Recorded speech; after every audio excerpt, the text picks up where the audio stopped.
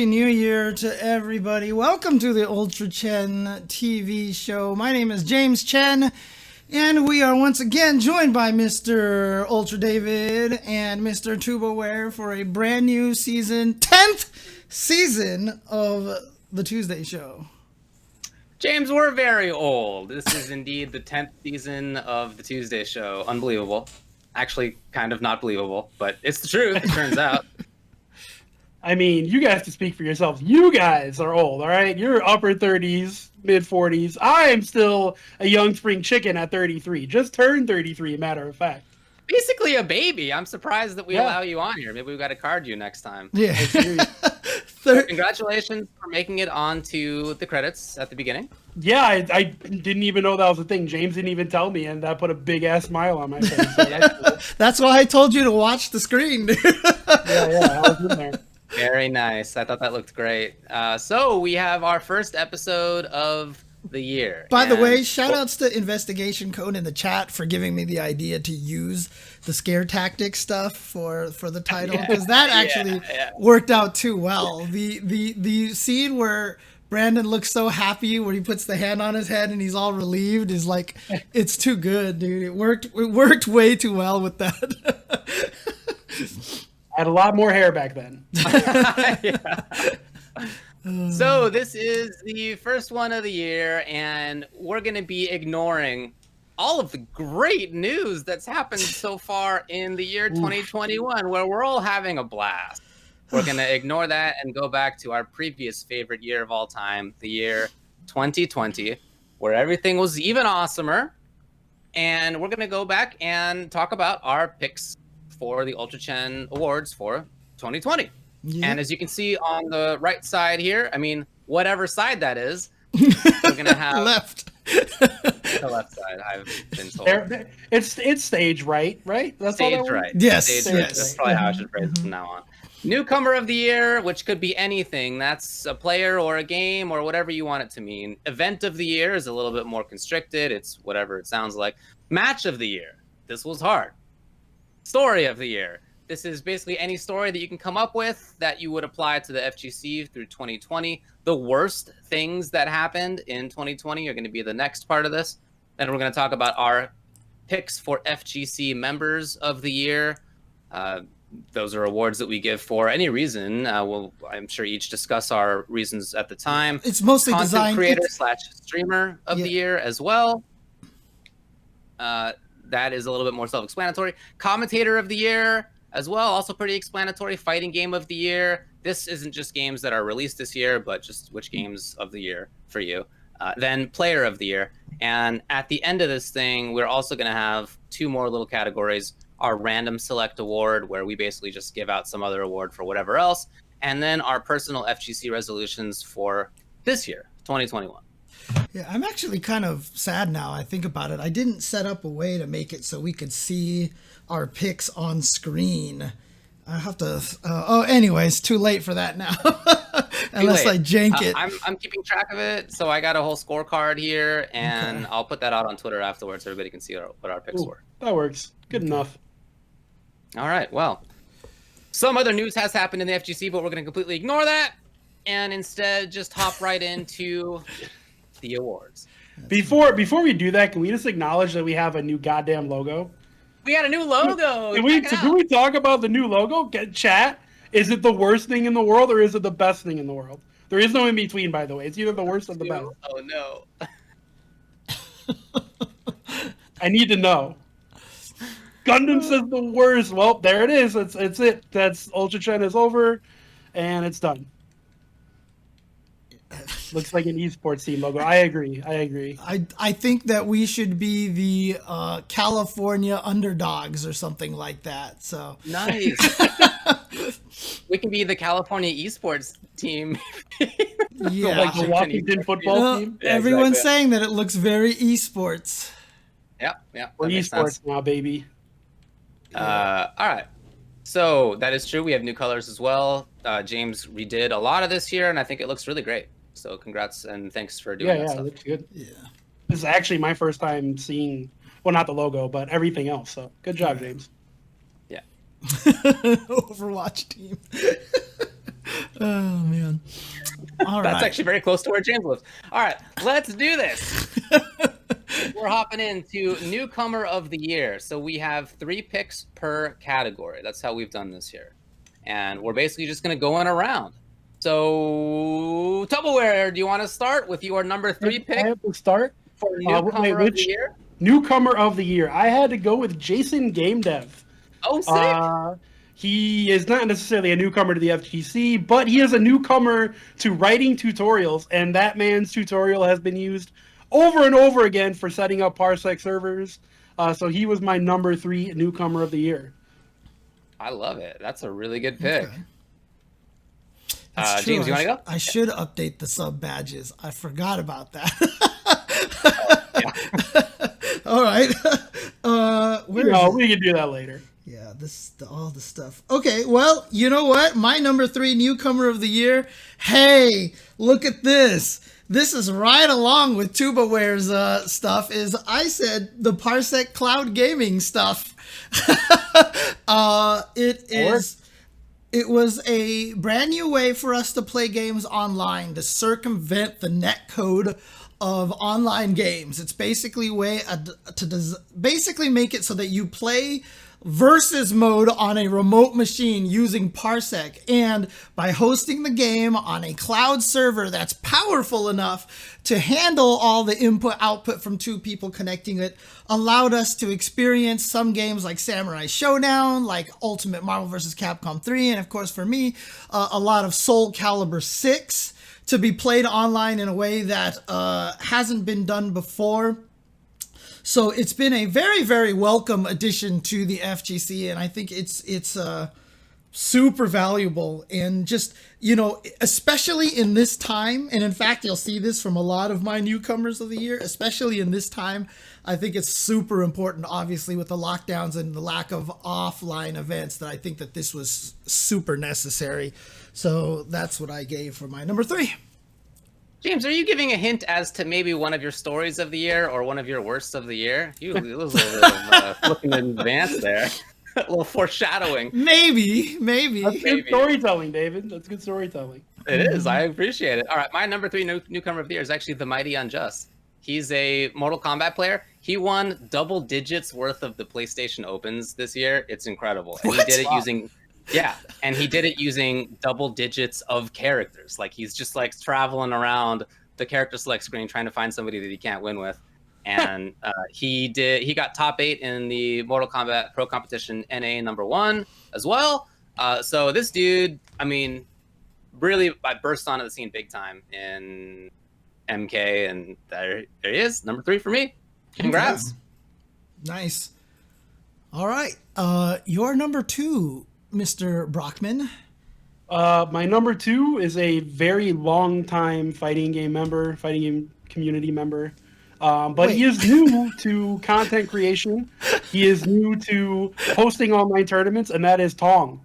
I think Tong has done a great job stepping up and hosting, weekly events and plus more. And he's now a partner on Twitch. So apparently Twitch agrees with me that he's been doing something right. I sense a theme with your newcomers. Yeah, I appreciate it. Yeah, there's a theme there. Marvel, baby. Yeah. Oh man. Anything else you want to say, or that's?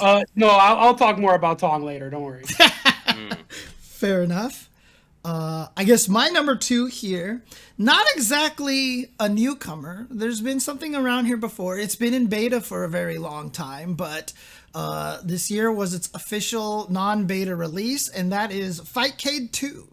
Fightcade 2 officially debuted, and the stuff that they've put into this, that it supports all the different kinds of emulators, and you can set up first to 10s, first to 5s, first to 3s, and they put the score automatically up there. When we streamed the Matcherino Cup, like, it was just automatically up there. I didn't have to do any overlays, it was just there. And Vi has been playing it a bunch. John Choi has come back, but now unfortunately he's exposed for cheater with his macro. Yeah, exactly. He's a macro player, so we figured that part out, unfortunately. But it's good to expose the old school players because, when we used to see John Choi in actual tournaments, it looked like he was doing actual fireball motions, but I guess Now we this know whole the truth. time, yeah, he was doing macros. So, but Fightcade 2, also allowing us to play a lot of the old games. And one of the important things in the fighting game community, in my opinion, is that we don't let old games die. And that the old games are amazing. We should keep playing them. And Fightcade 2 gives us a very easy... I mean, for me, setting up Fightcade 2 was a breeze. Like, you look for Vodka Golbowski's little tutorial video on how to grab the ROMs and everything like that. You don't even have to do anything. You just put some JSON files in your path. You run it, and it automatically does it for you. It's so sick, everything they've done for it. So there you go. All right.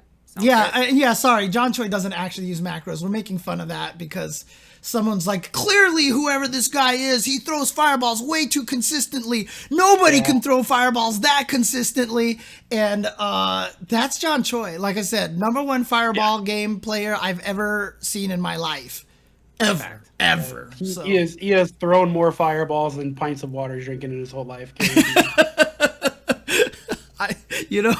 It's guaranteed. All right, my #2 newcomer of the year is, I guess, also somebody who's not like brand new to the FGC, but in this role, he really blew up this year, and that's Saint Cola, who really came on strong on commentary this year. He ended up doing an incredible number of games and commentating gigs throughout the year. He told us that he had multiple per day many times when we had him on our show last year. So he's been extremely busy, and he went from, I mean, some people not knowing about him to doing the Capcom Pro Tour, which was a huge step for him as well. So congrats to him. He's been killing it, and I'm sure he will continue to do so in 2021. Yep. I can't believe you're going to inflate his ego like this, man. You put him in your best of year. God, you're just going to give him a big head, dude. Come on, dude. I never would. He was born with it. Fact. All right, let's go back to Tubbo. So my #1 newcomer of the year. This guy has been killing it with Street Fighter League. I had to go with Rob TV.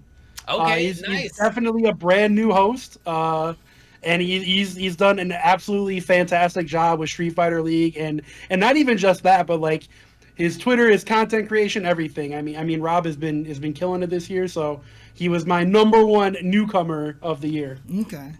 A lot of these aren't actual newcomers, but they're not, man. But they're people taking on new roles. Yeah, right? New roles. Okay, fair enough. Mm-hmm. All right. Well, my #1 actually is something that debuted for the first time this year, and I really do hope it comes back. I don't know if it will, but I think it's a great start. I would like to get it expanded. It's the FGC Japan Dev Roundtable. I actually give to the newcomer of the year because it was one of my favorite things. Like I said, for those of you who do not understand how Japanese devs work, they do not share stuff. They do not tell secrets to each other. They do not collaborate. But this time they did. And they did so in a really cool fashion. It was awesome to see them kind of joking with each other, and I would really like to see them expand it to include NRS teams. I would like to, expand it to include, more of the US teams and everything like that. And if they could keep doing this every single year, or just even every once in a while, just have this kind of roundtable thing, I think that would be really, really beneficial to our scene, because I've often said that the fighting games, there's not a competition between fighting games. We're all on the same team. A rising tide lifts all boats, however it's said, and all that stuff like that. And I feel like that roundtable was a good indication of that. So there you go. That's my #1. That's a really good pick. A really good pick, for sure. And thanks to Joker for the sub. Hello. My #1, you guys already kind of got there. It's Parsec. That's what I thought was the most important newcomer of the year. You guys have already kind of explained why. Of course, we're all stuck at home. We have lots of games that we love. Many of those games have terrible netcode.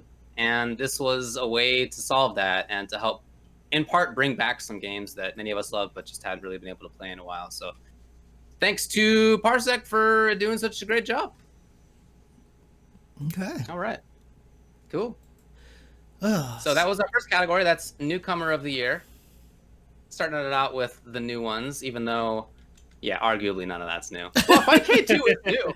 That's new. Fight K2 is new, yeah. And so was the round table.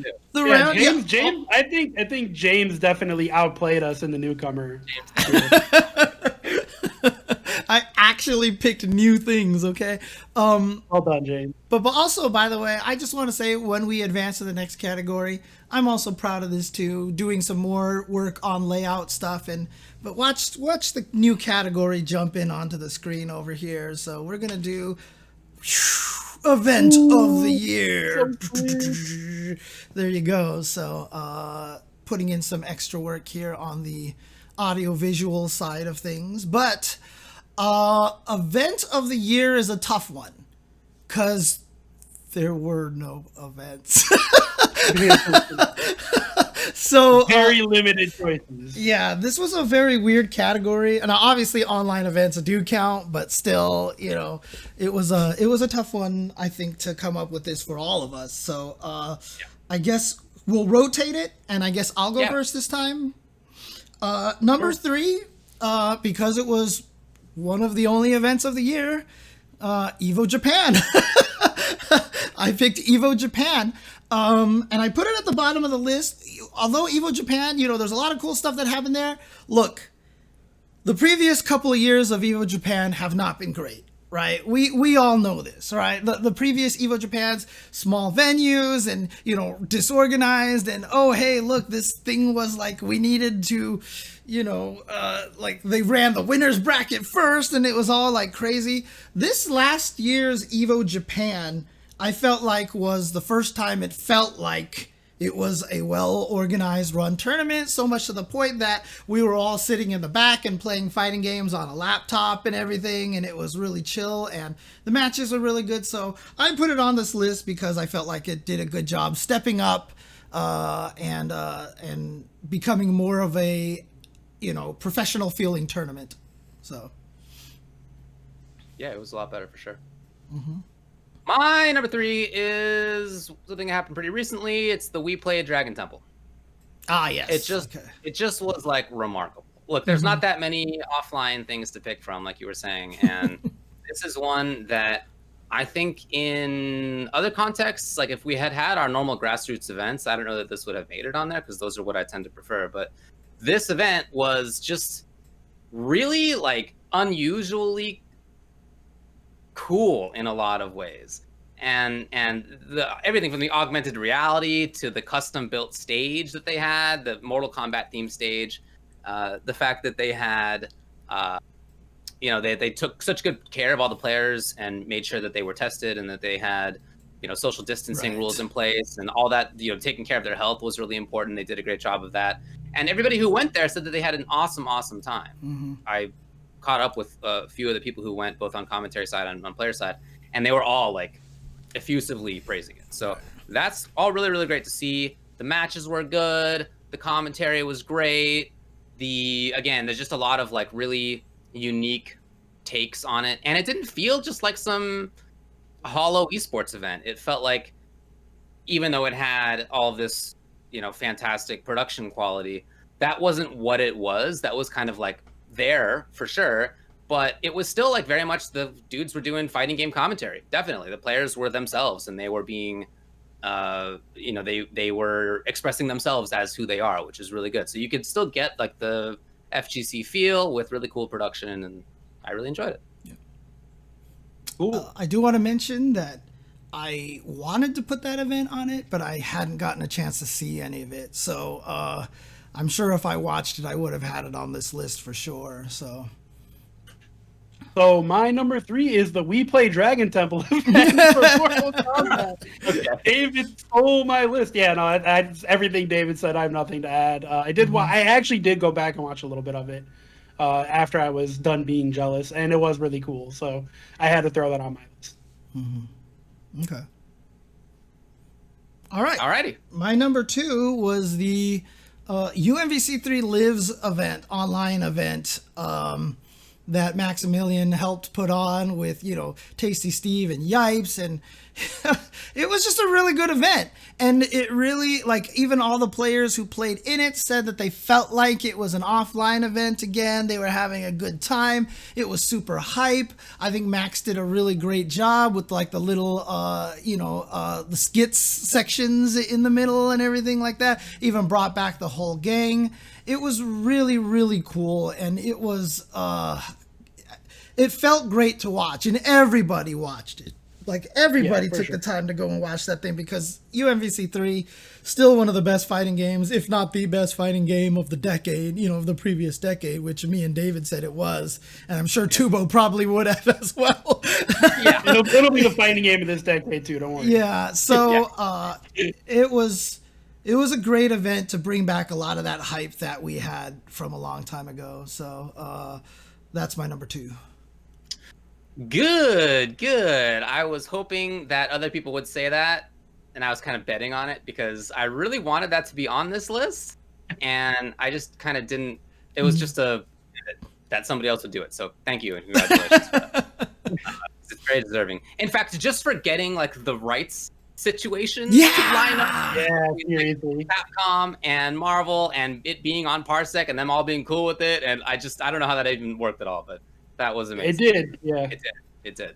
So my number 2 is also something that happened online, and it was the online version of our regular offline majors that I felt was the most interesting and unique, and it was East Coast Throwdown. Their exhibitions and skits I really liked. I thought that they did a great job. I mean, it was not going to be just a normal tournament, right? It can't be this year. So instead, they had exhibitions for several different games. They had Yipes and Chris Matrix on there, which was a blast, and they had both of those guys doing a bunch of skits, which were really funny. Basically like a Beavis and Butthead kind of situation of them watching music videos and ripping on them and just telling jokes to each other. I really, really enjoyed it. It was such a different take. Some other tournaments had done either retrospectives, which were great, or had done just normal online tournaments, which are also cool. But this I felt was the most unique of a take on it. I really appreciated that. Cool. My number 2 event of the year was Frosty Faustings. You're going only online ones, huh? Only on offline events in America. I mean, even besides that, even though it was the only one, it actually was a good event. Normally I'm on staff. This year I was only doing commentary. I commentated from start to finish every day. I didn't get a single break, but the times that I wasn't busy, so at the end of the day and the start of the day, I got to walk around and see everyone, and everybody had nothing but good things to say. So Frosty Faustings almost by default ends up on my list, but they're not number 3 at least. They're number 2. So I wonder what, from a thematic standpoint, I wonder what your number 1's going to be, Tubo. I'm kidding. Hey, come on. Come on. Well, my number 1 is indeed Frosty Faustings as well. I had that as my number 3 last year because that's how much I enjoyed being there. And, one of the nice things about Frosty Faustings is it really is like a mini combo breaker, right? Everyone's favorite event is combo breaker, without question. And Frosty Faustings always feels like the mini combo breaker. It's like combo breaker's younger brother, When you go there, there's every game. It's it feels like a grassroots event, yet it feels really, really, professionally well run and everything. And I just always have a great time there. I always have fun getting to do the ST commentary, the Vampire Savior commentary and everything. Tubo and I did Sam Show, and there was some awesome Sam Show matches there. First time I got to commentate with Tubo as well, which was really cool, actually. And right now, as the only offline event besides EVO that, I managed to go to, besides maybe the Grand Blue Fantasy versus, the little pre-show event thing, but there was very little else in terms of offline events. And so, I enjoyed Frosty Faustings before. It was great again this year, so I had to give it props for number 1. Sure. Very good. Well, my number one was Evo Japan, which I actually really enjoyed. You did mention that it was improved, and that's part of why I came away from it feeling so good about it, because the previous couple times it had not been good. Like, there were major issues.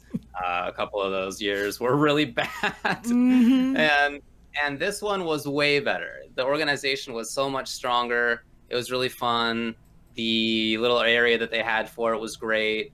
It was just really nice. I mean, I really enjoyed it, and that was the biggest major that I went to the whole year. I mean, I went to also the Mortal Kombat finals in March, and I think that's it as far as offline events go. Like, it was very little, and that's weird. That's very weird for me. But that was the only time this year that I had the feeling of like, hey, not all, but like a lot of my buddies are here and we get to hang out, and you know, that kind of feeling that you get at a major. That it was that, and the Mortal Kombat event, and the Evo Japan one was the biggest one for me. So it wasn't a lot going on. You know what the craziest thing about it was? Is I couldn't remember if it was this year or last year, because time knows no meaning to me right now. And the only thing that would make me remember that, yes, we did go to Evo Japan in 2020 was that we had that conversation with Spooky about the coronavirus. Like, oh yeah, I should wear a mask because you hear about that new virus. It's so bizarre that I have that moment on camera. Like the moment on camera of us walking in there with our masks on. Not everybody had a mask yet. We knew that COVID was around, that it existed. We knew enough to like be wearing a mask, but like we weren't that concerned yet. And and we saw Vic. Yeah, we saw Vic. Who else was there? Giuna was there too. Giuna, of course. Yeah, Giuna as well. And Vic was like, "Oh, mask, huh?" Like, this conversation was on camera. I don't know. It's very weird to me that like moment was found, but there it was. You gotta put that video somewhere. I want to see that. It's online. Yeah. I've tweeted it around a couple times, but I'll tweet it out again later on. Cool. Link it in the notes, I guess, in the show notes as well. So. Well, my number one is pretty obvious. It was Twitch Rivals, Marvel vs. Capcom 3. I mean, come on, how could I not pick that? Right. Not only was it a dope event, I was involved, and I didn't go 0-2, so everyone out there can suck it. I mean, it was definitely the moment of the year for me as far as fighting games go. It was really awesome to see my favorite game, your favorite game, everyone's favorite game get spotlight that it hasn't had in 5 or 6 years. So that was really cool. What a fun time! What a fun time that event was. Really, for sure.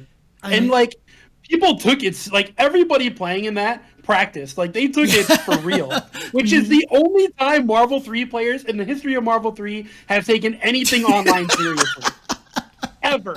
So, like, that alone was quite the accomplishment. Yeah, and it brought everybody together. Everybody was watching it. Like, everybody from every scene was watching it and tweeting about it. It was really cool. So, yeah. Super fun. All right, great picks. Okay. So, in that case... Goodness gracious. Number 3, match of the year. This was hard, man. Yeah, every year it's kind of hard because you're like, what do I pick? I'm afraid I might forget something that was good. This year is just like, did anything happen?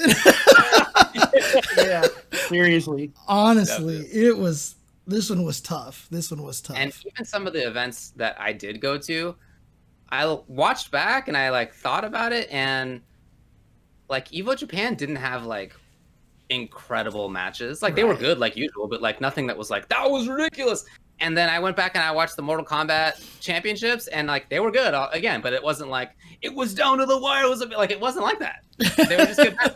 So it was extra hard to pick, I felt. Yeah. And my number 3, I'll start it out this time, is one that I felt kind of encapsulated this year. It is Alex Myers versus Punk in Street Fighter V CPT Online NA West number 1, the 9th place match.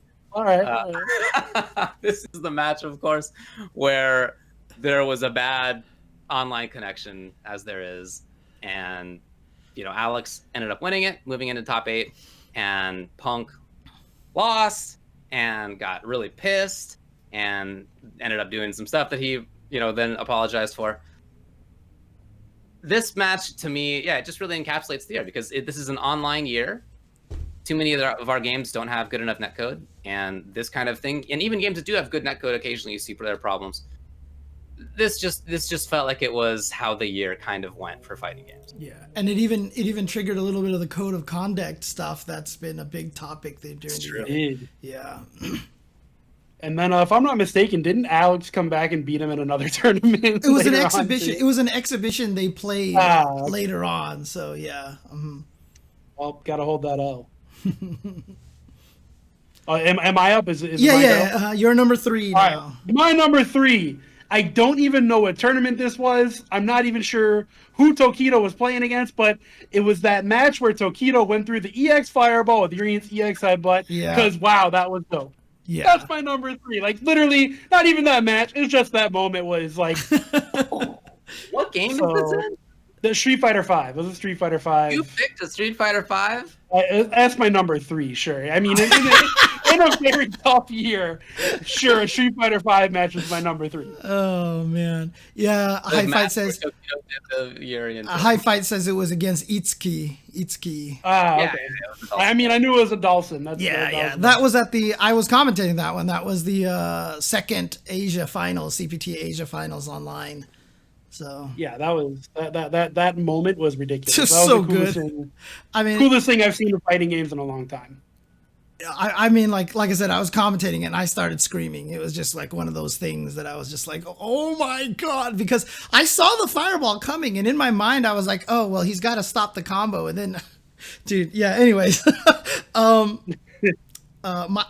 number 3, this kind of is an indication. My number 3 is kind of based on a what could have been, but the fact that we all got so hyped over Ray missing a combo against Ryan LV. The blue balls. We all got blue balls from that combo. I picked Ray versus Ryan LV because not only was that just a great grand finals, Ray doing super well in the first set, and then Ryan LV cementing himself as the current king of UMVC3, but that Doom conversion that he almost got from the butter after the finger lasers into the butter gun into the dive kick, if it was offline, he totally would have landed that, but everybody seriously like jumped out of their chair when that happened, and the fact that got everyone so hype on a combo drop is a really good indication of what Marvel brings to the table. So that's my number 3. I think that's a great pick. In fact, it's such a great pick. It's my number 2 pick. Oh, come on, David. Seriously, it's my number 2 pick as well. Really? Haha, perfect ordering. I planned this so I can go first. No, just kidding. There were 5 fighting game matches all year, so. Yeah. That's how it is. No, that really was awesome. And I wanted to make sure that I got in something related to the Twitch Rivals Marvel Lives event. So that was my pick. It was awesome.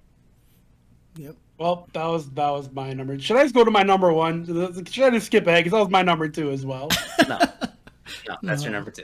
Okay. Now James has to say his number 2. Yeah, my number 2 is an interesting one. It's Nauman versus Mago, Grand Finals of Evo Japan Street Fighter V.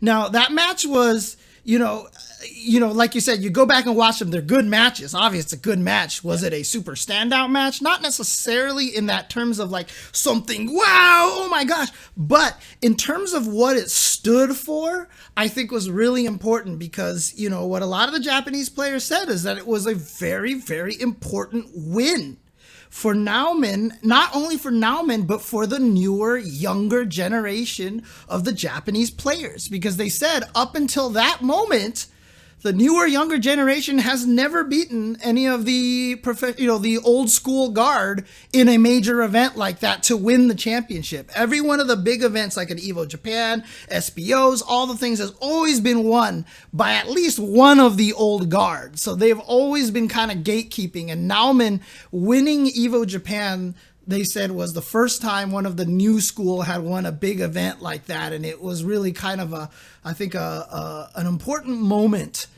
for Japanese Street Fighter. And so it'll be curious to see if they can try to keep that up once we get back to, offline.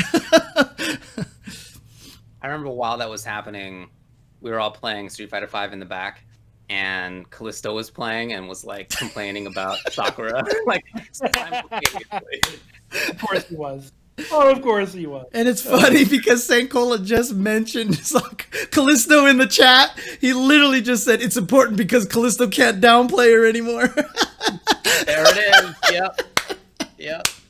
Oh man, that's funny. Well, my number one is Daigo versus Higuchi.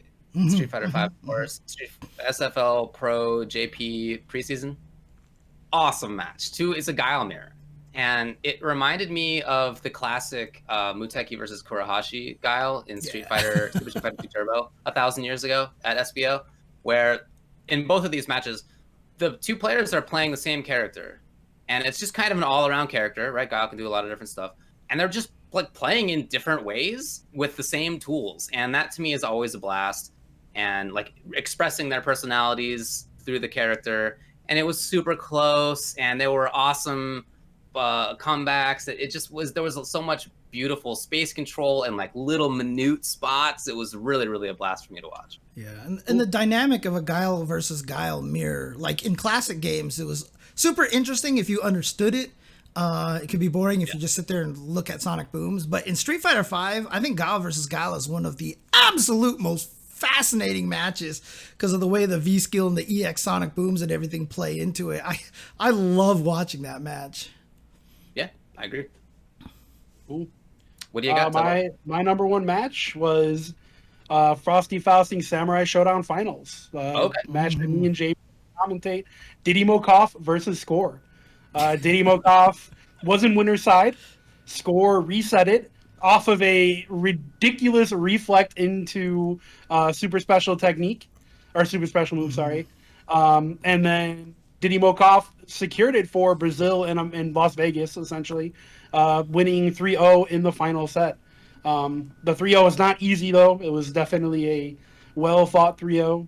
I actually just got done watching it, and there's a point where, like I said, the Score flipped it around on Diddy Mokov with a well-timed weapon flipping technique, and or I'm sorry, with a reflect. Right, totally yeah. A good reflect into the SSM. But me and James are both like, all Diddy has to do is not. Oh my god! Yeah. All Diddy had to do is hit kick. That's all he did was hit the kick button, and then he didn't, and he died for it. So it was a super exciting match, and again, I'm biased because I commentated it. So hold that. That's cool. We definitely blew out the mic on that one. Oh, for sure. Oh man. My number one actually is Tokido versus Itsuki. Just because of that same moment there. Not only, I mean, it was a 3-0, okay? I went back and watched it again, and Tokido really blew up Itsuki when you look at the numbers, but the match was really, really close.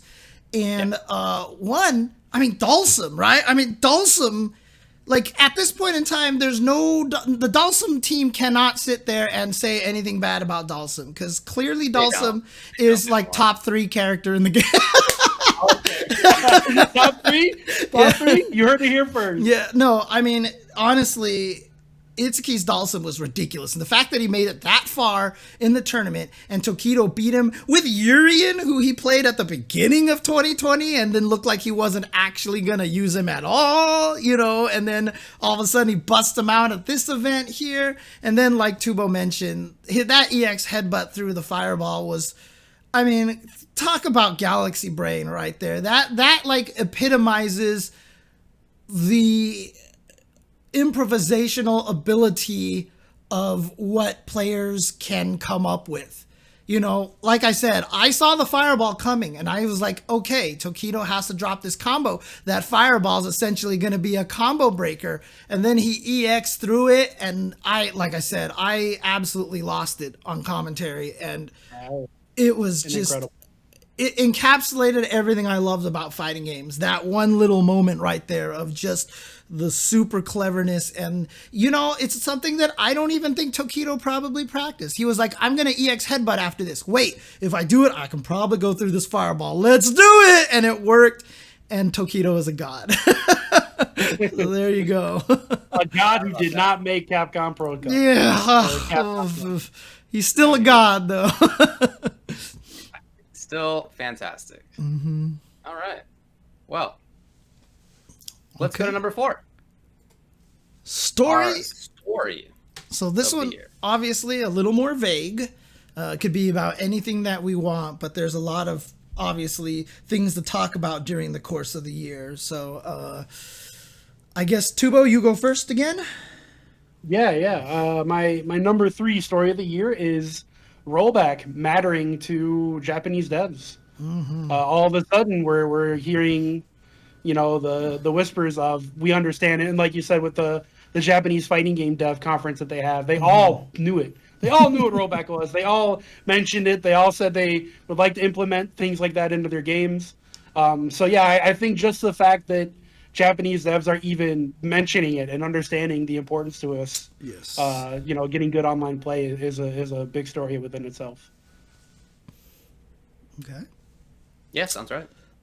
My number 3 story of the year is Grand Blue Fantasy Versus kind of getting robbed during this year by the pandemic. Obviously, there's a bigger part to that story. But Grand Blue Fantasy Versus, when it dropped, with all of its one-player content, with all of its accessibility and genius accessibility, plus, pushing you to still actually use the motions in the game and everything, and just really interesting character designs, and everything about it was set up for Grand Blue Fantasy Versus to be the next big thing. And a lot of us really felt like it was going to be the next big thing. We thought it was going to have the biggest numbers at EVO. We thought it was just going to be able to just become one of the most powerful forces. And unfortunately, the pandemic really robbed Grand Blue Fantasy Versus of that opportunity. Now, obviously, in my notes, I actually say Grand Blue Fantasy Versus robbed, in parentheses, for now, of its chance to shine. Do I think that they're done? No, not even close. I think if we can somehow, get through this pandemic quickly so that we're back to offline in 2025 or so, I think that, Grand Blue might actually have a chance to make a comeback. Like I said, it's a good game. So hopefully people will pick it up. And hopefully the offline events will be able to give it a chance to shine. Yeah. Sounds good. Yeah, I think that's a great pick. And my pick is, just getting back, I had to do a little bit of other stuff. My pick for number 3 is not so dissimilar. It's just the importance of netcode finally being realized. And this is something that, look, obviously very important this year. We all know that. So it's the unlucky start for Grand Blue is certainly a big part of this. That drives home the point that even a game that has all this great stuff going for it as a game, not that it did badly, right, in terms of our FGC, but it could have been gigantic. I think we all expected it, and that didn't happen. But on top of that, the importance of netcode in other games too being recognized and being worked on, as you guys have mentioned. Japanese devs talking about it, actually allowing it to be put in a fan-made version in Guilty Gear XX Accent Core Plus R, right? That kind of stuff. It'll be in Strive, good netcode in Strive. Even Capcom tried to work on it, hey, but they improved it a little bit. Yeah, they actually did improve it a little bit, right? So that kind of stuff, and then the fact that for games where the devs just aren't working on it anymore, the rise of Parsec, right? Yeah. So I think all things were this to me was certainly one of the biggest things all year of basically netcode could kind of kill a game, or at least just prevent it from being how big it could have been. For games that did have good netcode, they were able to really succeed. A lot of people started playing Killer Instinct again, for example.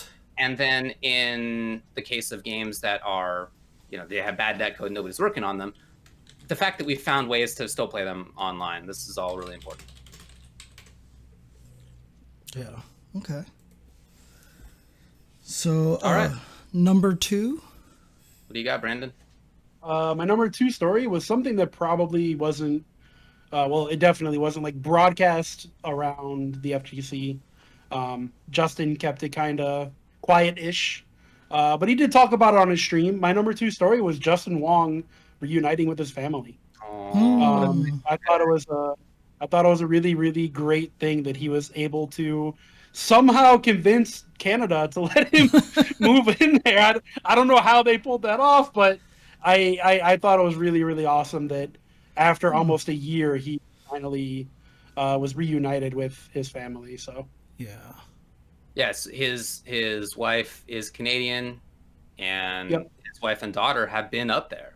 They have been up there. And Justin lived in Las Vegas and has been trying to get out and go like be with his family for a while. Yeah, and then he's essentially with all the travel restrictions, it got even worse. Yeah, no, I was just about to say he's essentially missed the first year of being able to hang out with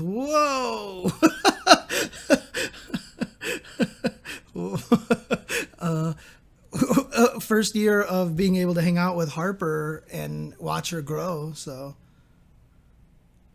yeah, that's I'm sure got to be very tough. They did try to do Zooming and stuff like that, but you know, I can only imagine how that must have felt.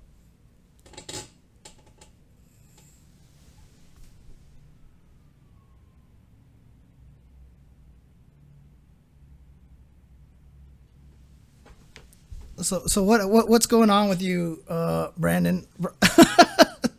Sorry,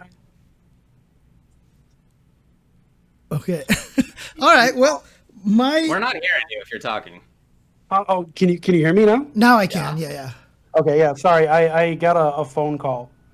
Oh. So I'm turning my phone on Do Not Disturb.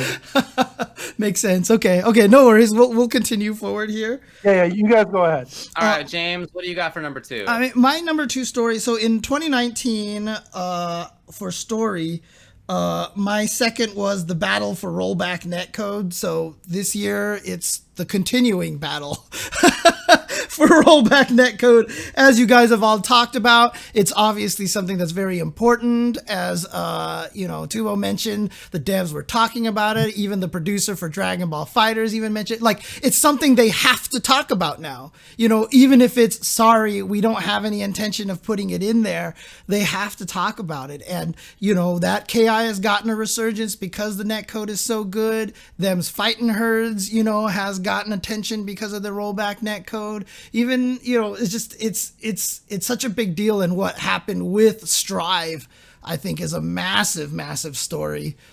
So it's just basically the continuing battle of rollback netcode, as you guys have kind of described. So there you go. It's a good one. All right, what up? Oh yeah, go ahead. Sorry, I didn't realize where I was. No worries. Sorry about that, guys. No. It's all good. This is the year that the FGC finally took content seriously, in my mind. I think that's my number 2 here. This is the year that a lot of players finally built their streams. They finally built their YouTube channels. It's the year that people who aren't necessarily top players were able to do both of those things as well, right? Build their YouTube channel, build their Twitch channel. Or, even if not to have great success, at least to try it and take it seriously in a way that they hadn't before. I feel like we've been talking about this for quite some time. In general, in the FGC, players would say things like, I don't know how to make a living doing this. This is too tough. And people would be like, well, diversify, make content, to have another side. Because, you look at what some other players have done in the FGC and in Smash and in other genres as well. And they have built that for themselves. They've kind of built a situation where they don't actually need to compete anymore. And not just for them, but for commentators as well. Sajam's in a situation where he doesn't need to do commentary anymore, even though I'm sure he would love to. But this is a year where that all really crystallized, I felt. And it was super cool to see. It was a year that we couldn't travel, so there was kind of a very sudden impetus to find something else to do.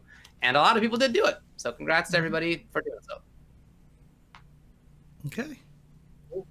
Number 1 story of the year, Tubo. I mean, we've already talked about it, all 3 of us, but my number 1 is Parsec and online becoming the new normal. Not even necessarily just Parsec or just online, but the fact that we've adjusted to online tournaments and online play being what we expect and our new normal. I don't like the term of new normal, but that's kind of where we are, and I don't have a better way to describe it. And things aren't looking like they're going to change anytime quickly this year. So, yeah, I thought that was our number one story is fighting games go online, which is not something I ever expected to hear, but here we are. Yeah. Sounds right. Okay. Now it feels like this is something that I would put into worst of the year, but my number one story really is just COVID pandemic and what it's done to the fighting game community, because obviously it's bad. Everything's bad about it, but there were a lot of weird silver linings that came out of it, such as improving the netcode and stuff. So I didn't know if it would be fair to put it into the worst of the year. Obviously, it's awful. We've had all these events canceled. We have lost a lot of people, you know, DJ Blues, for example, even tangentially, like, you know, Katana Prime's mom has passed away due to COVID and everything. And it's been a very, very tough year for everyone. And, you know, it has kind of led to the everybody's got to make content. It's kind of led to the transition to online, where online is starting to become more legitimate now. You know, would we have had the Rushdown versus Zaffarino? Was it Zaffarino? No, it was Rushdown versus somebody.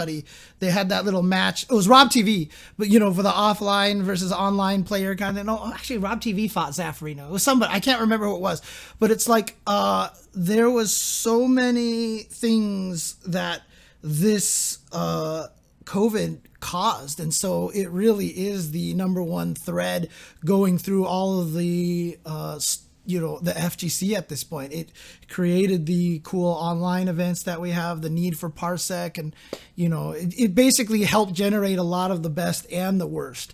Clearly it's the worst thing of the year, but to me it felt more fitting to put it into story as opposed to worst. Sure, that works. I think that's really cool, actually. Mine is not very different. It's that the FGC, in response to COVID, it persists, but also is fractured. So we have kept playing, we've kept organizing, we're still doing stuff. A lot of us are still talking on Twitter and on Discords and whatever else we do. So I feel like my like day-to-day amount of hanging out with people in the FGC is kind of the same, to be honest, because I'm just still like on the same Discords and Twitter, where it's not actually that different. I'm not seeing anybody in person, but my like day-to-day is actually pretty similar. It's just that I feel that we're a little fractured at the same time. So as I was thinking about which matches I wanted to put on here, you know, in the past I've put lots of other stuff. I put Tekken up there in the past. I put games that like I don't necessarily play in the past up there because I just really enjoyed them, even though that's not something I tend to watch. I realized I haven't watched Tekken like basically the entire year. Basically the entire year. And what used to be the case was that I would sit down if I was at home on a Sunday or a Saturday and just like watch the FGC for the whole day, whatever tournament it was, whatever games there were, I would watch. And if I were at an event, I would do the same. I would be there watching the top eights, whether I was there to commentate or not. Like I would just be there to hang out and watch. So I watched so many different games, and this year I don't. This year, I basically only watched Street Fighter and Mortal and some Killer Instinct, and that's really it. And that feels weird to me. And on top of that, you know, we have a really good situation in the Mortal Kombat scene where there's great weekly tournaments. PlayStation's doing it, the Pro Tour's back up, but even before that, the grassroots had a really good set of tournaments going on regularly. And people in other scenes don't even know about this. And you just don't talk with people in a scene that you're not actively paying attention to. Yeah, you're like on Twitter and we're kind of like at a general high level all talking to each other, but you don't delve in the same way, at least I don't, that I always did before. So we're still going, and I'm sure we'll get back to normality eventually, but right now we're definitely fractured. Yeah. I agree. Okay. Alrighty.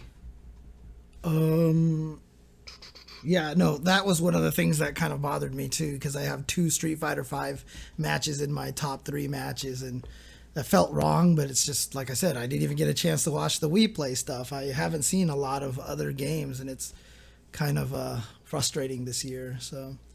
Yeah, I mean, my intake of tournaments and things like that are definitely at an all-time low in 2020 compared to every year since 2009. So, Yep. yeah, I agree. We're still here, but things aren't the same, and we can't go on like this forever. You know, like it's rough. I do feel that I may have actually watched more FGC content this year than ever before. A part of that certainly is that like I'm often traveling in other years, and so I'm not watching. I'm like there, like doing it, and that wasn't the case this year. So I think that's part of it. But on top of that, there were actually a ton of online things to watch, and on top of that, because people were making more content, there's just a lot of streams and good YouTube stuff to watch. So I actually watched like a ton of fighting game things, but that's really just in the like two to three games that I actively pay attention to. And what happened in other games, I really have no idea. Right. Okay. All right. Well, worst of the year. There was definitely a lot to cover in worst of the year. So I guess I'm starting first here on this one. I think so, yeah. Your rotation. So one of the things that I wanted to say about this category before we get started on this category was, obviously there's a lot of very terrible things that happened this year. I tried to stick with some stuff that was definitely more fighting game related, and less, world related, although obviously I can't avoid that. So number 3 I have for worst of the year was Nintendo. Because literally Zygon was sitting here, so it's like, someone's gonna say Nintendo, and there it was, literally number 3, Nintendo. There you go. Because I mean, talk about missing the boat. I mean, just dropping the ball. The way that they're shutting down Melee, and then they killed the Splatoon tournament, and oh, come on, you guys. You have like a gold mine sitting here for yourselves. Now, obviously there was drama within the Smash community and stuff. Maybe they're trying to distance themselves from that, but there's a lot that they could do to really prop up the scene and just do some awesome things. For goodness sakes, just do the Arxis thing and buy Slippy. And then just release it on your freaking, Switch. And cha-ching! Obviously it's going to take a lot of extra licensing and lawyering and all that stuff like that. But my goodness, at this point in time, they just need to stop denying it. You know what I mean? Like, embrace the Melee at this point. They're not going to, man. Nintendo's made up their mind. Yeah. If they were literally to just get out of the way, that would be better. Yeah, not even right? They should support the scene, which they should, but if they just didn't bother getting involved at all, it'd be way better. Right. Bummer. Yeah, they shut down the big house and everything. Oh, yeah. Anyways. Oh, yeah, it sucked. We spent a lot of time talking about that. Mm-hmm. Yeah, we did. My number 3, so I'm trying to do the same thing of keeping this fighting game focused, although, of course, world events definitely had a big impact on us. But my number 3 is definitely more game related. It is the murdering of the Altimore patch in Street Fighter V. The assassination of Altimore. Rest in peace. Yeah, rest in peace. That brief window of maybe a month where at least some Street Fighter V players had good netcode. Yeah, it made it tougher on PlayStation 4 players, but at least PC players, at least like some segment of the community, had the ability to play online in a very strong and effective way. And we could do so from so far. I played against people so far away. I played against people in Tunisia and Saudi Arabia and Estonia and Japan and just Chile, like everywhere. And it was so great. It was so great. But then it died. Not just that it died. It's not like it like fell apart in its bed. Oh no, it was murdered. It's murdered by Capcom. And then they tried to do their thing, and like we were saying before, they actually, over time did improve it a little bit, but it is nothing like what it could be and probably should be, and that's a bummer, and probably always will be. Mm-hmm. Okay, number 2. Number 3 for you too. Oh yeah. My number 3 was James Chen's old PC. Boy, oh boy, did I absolutely hate seeing the show get desynced, and then all the issues James had with editing and so on and so forth. My favorite thing last year might have been James getting in. I didn't get a new PC. I got nothing out of the deal. James got a brand new shiny PC, and I feel like I got a new PC. So you know what? I wish Capcom would find James's old PC and let it have it too. Stick it right there with Baltimore. Oh man, dude, it's so funny too because that PC was like, it was fine before, and it just, the older it gets, like, you feel like it's all digital, so it should just stay within one layer. But like planned obsolescence, dude. Yeah, it actually just like feels like it just got degraded, like the cells died or something. Man. That's fair. Number 2, was the way Capcom handled the Baltimore patch. You know, really? Wow. Yeah, okay. That's my number 2. And you know, since David already talked about it a little bit, I do want to address something in the chat. You know, someone asked, how do you justify the Baltimore patch with it ruining the PlayStation players experience? Yeah, that was one of the biggest problems with Baltimore's patch. But if Capcom just adopted it and did almost exactly the same thing that the Baltimore patch did and rolled it out to the PlayStation, it would no longer be a problem only for the PlayStation. We literally had something that worked. And I'm not sure why Capcom didn't just go with exactly that. Like, it feels like there's a little bit of that Japan pride. Like, no, we'll figure out our own way to fix this kind of thing. And it was just frustrating because, like I said, when the Baltimore patch was out, I never had Street Fighter V on PC. I got it specifically to try out the Baltimore patch. And I remember playing it and I was like, this is the first time I felt like I've been able to take it this seriously. It was a new game. It was like a new game to come out. I felt like it was the first time I was like, my God, I can actually take this seriously. And it was fantastic. I loved it. And like you said, what we got in replacement, not bad, but we obviously, look, I know as a developer, the Baltimore patch probably could have came with a lot of bugs. Do I really think Capcom went and tested that fix, and found a bunch of bugs that they couldn't roll that out? No. Not at all. Not at all. So I'm really sad about that. We could have had Street Fighter V, and for this pandemic, for the Olympics that it was supposed to be on, that got canceled and everything like that, it could have been just like it would. This year would have been great if we had that patch going in the way that it was. So makes me sad. It's so weird. I hadn't even thought about the fact that Street Fighter was going to be involved in the Olympics in like 6 months. It just hasn't even been on my radar for so long. That's so weird. Yeah, that history, that potential history just never happened. Man, and they put out those tracksuits for the characters that were going to match each country's flag. And we're never going to get those flags now. Like, we're never going to get all those colors for those tracksuits. Yeah. That would have been so dope. All we got is the red, white, and blue. That's true. Actually, would have been sick to have that for a bunch of different countries. But yeah, it would have been really cool. Maybe next year. It's possible. Yeah, maybe. We'll see. It's probably. Well, no, it would have to be 2022, right? Summer Games? No, they postponed the Olympics 1 year. Oh, so it's It's currently scheduled for this year, but we'll see. 2 years. Yeah, exactly. 2 years later. Yeah. All right. Well, my number 2 is that the world shut down and we just didn't have anything to do for a while. It was that period in particular that really stands out in my mind. Eventually, we started doing more online tournaments. Eventually, people turned to content more, and there was a lot of cool stuff to watch. And it felt like there was kind of like okay, this is the state of the world. We're going to be stuck here for the foreseeable future. Let's do the things we have to do. But that period between basically like the weekend that I was there for Final Combat, when things started to just get shut down, when people had traveled there and landed, their planes landed, and they took out their phones and they found the news that the last chance qualifiers were canceled and that the in-person spectators could not come in.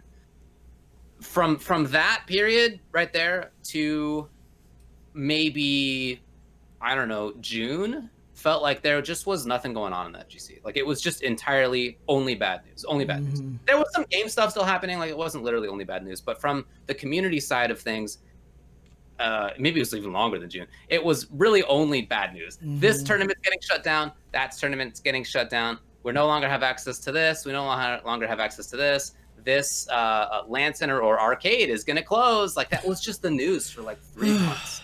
Yep. And that was really tough. That was really hard. And it's been hard, of course, even now that we still can't do things offline, at least where we live. And it's, not getting better. We have kind of adapted. It still sucks. We have kind of adapted, but in particular, those few months were really terrible. Okay. All right. My turn is I'm up, right? Yeah, you're number up. 2. My number 2 was Brutal Democracy. Screwing over everybody and just kind of being behind the scenes a giant douchebag of a esports organization. I mean, it turned out that it was pretty much just a pyramid scheme, and I feel bad for James that he was tricked into being included in that. So, yeah, by far, number 2 is Brutal Democracy for me. Tubo's just coming at me, man. He's I really am on the worst stuff, man. First your computer, then your esports team. I mean, what's it going to be next? It's going to be Nathan. I hate Nathan all of a sudden. I'll tell you guys this a little behind the scenes story here. When we were coming up with the categories, and I was like, all right, look, here's the categories we did. The first thing David replies was, James, you can't put yourself for worst of the year. And I said, that's actually a really good idea. And so David made a new rule that we were not allowed to nominate ourselves for any categories here. That was the James can't put himself as the worst of the year. But I guess it doesn't matter because Tubo has it all under control for me here. Thank you. Don't worry, James. I got you, man. You got me, dude. You got my back. I appreciate that. I want to point out that I didn't just come waltzing into the Discord being like, guess what? James is probably going to call himself first. There was some conversations that led up to that made that seem like it might have been a possibility. But in any case, it was a very fair thing for David to say. Let's put it that way. It's a very fair thing. So my number 1 worst thing of the year, which I imagine is probably going to be all of our worst of the year, maybe, was the FGC / online streaming Me Too movement. The all of that stuff that happened, all the terrible things that came from the Smash community drama, finding out what was happening in Sky's house, Wizard, having the story come out, and now he had to be kicked out of EVO and everything. You talked about how there was nothing but bad news in around that time in June. And that was definitely it. Like, it was awful to see that. I mean, I kind of hinted at the Nintendo thing with all the drama that's been happening in the Smash community. But I mean, it was a awful moment. And, in a weird way, like, maybe a good thing from the pandemic because we were all getting so kind of like wound up and nothing was and so it all just kind of came out. But it's good that it came out, but it really shined a light on the state of the fighting game community. And again, I don't want to paint the fighting game community in particular as anything bad because, like I said, it happened on streaming. Like, what was the one? That emote. I forgot which one it was. But that one got banned as well because he had some information released about him. And bless RNG, that's what it was. Yes, thank you. There was so many things that came out in the gaming industry. And for me, like I said, it's awful. I hate it. Like, for example, Wizard was a really good friend of mine, right? And to find out this kind of stuff about him really kind of hurts. You're just like, this is somebody that I knew, and I thought he did a lot of great things for the FGC, and now I find out this, and it sucks, right? So it's one of those hard things to handle, but at the same time, if it allows us to move forward, if it allows us to be a better space for people, then that's what we have to do. So, again, as I've always mentioned, let's not get back to normal. Let's get back to better. And this is all a part of that kind of this whole situation. So, That's Would my you say you want to build back better, James? Yeah, I want to build back better. Exactly. Well, my number one is the same. Yeah. I think that's basically got to be it.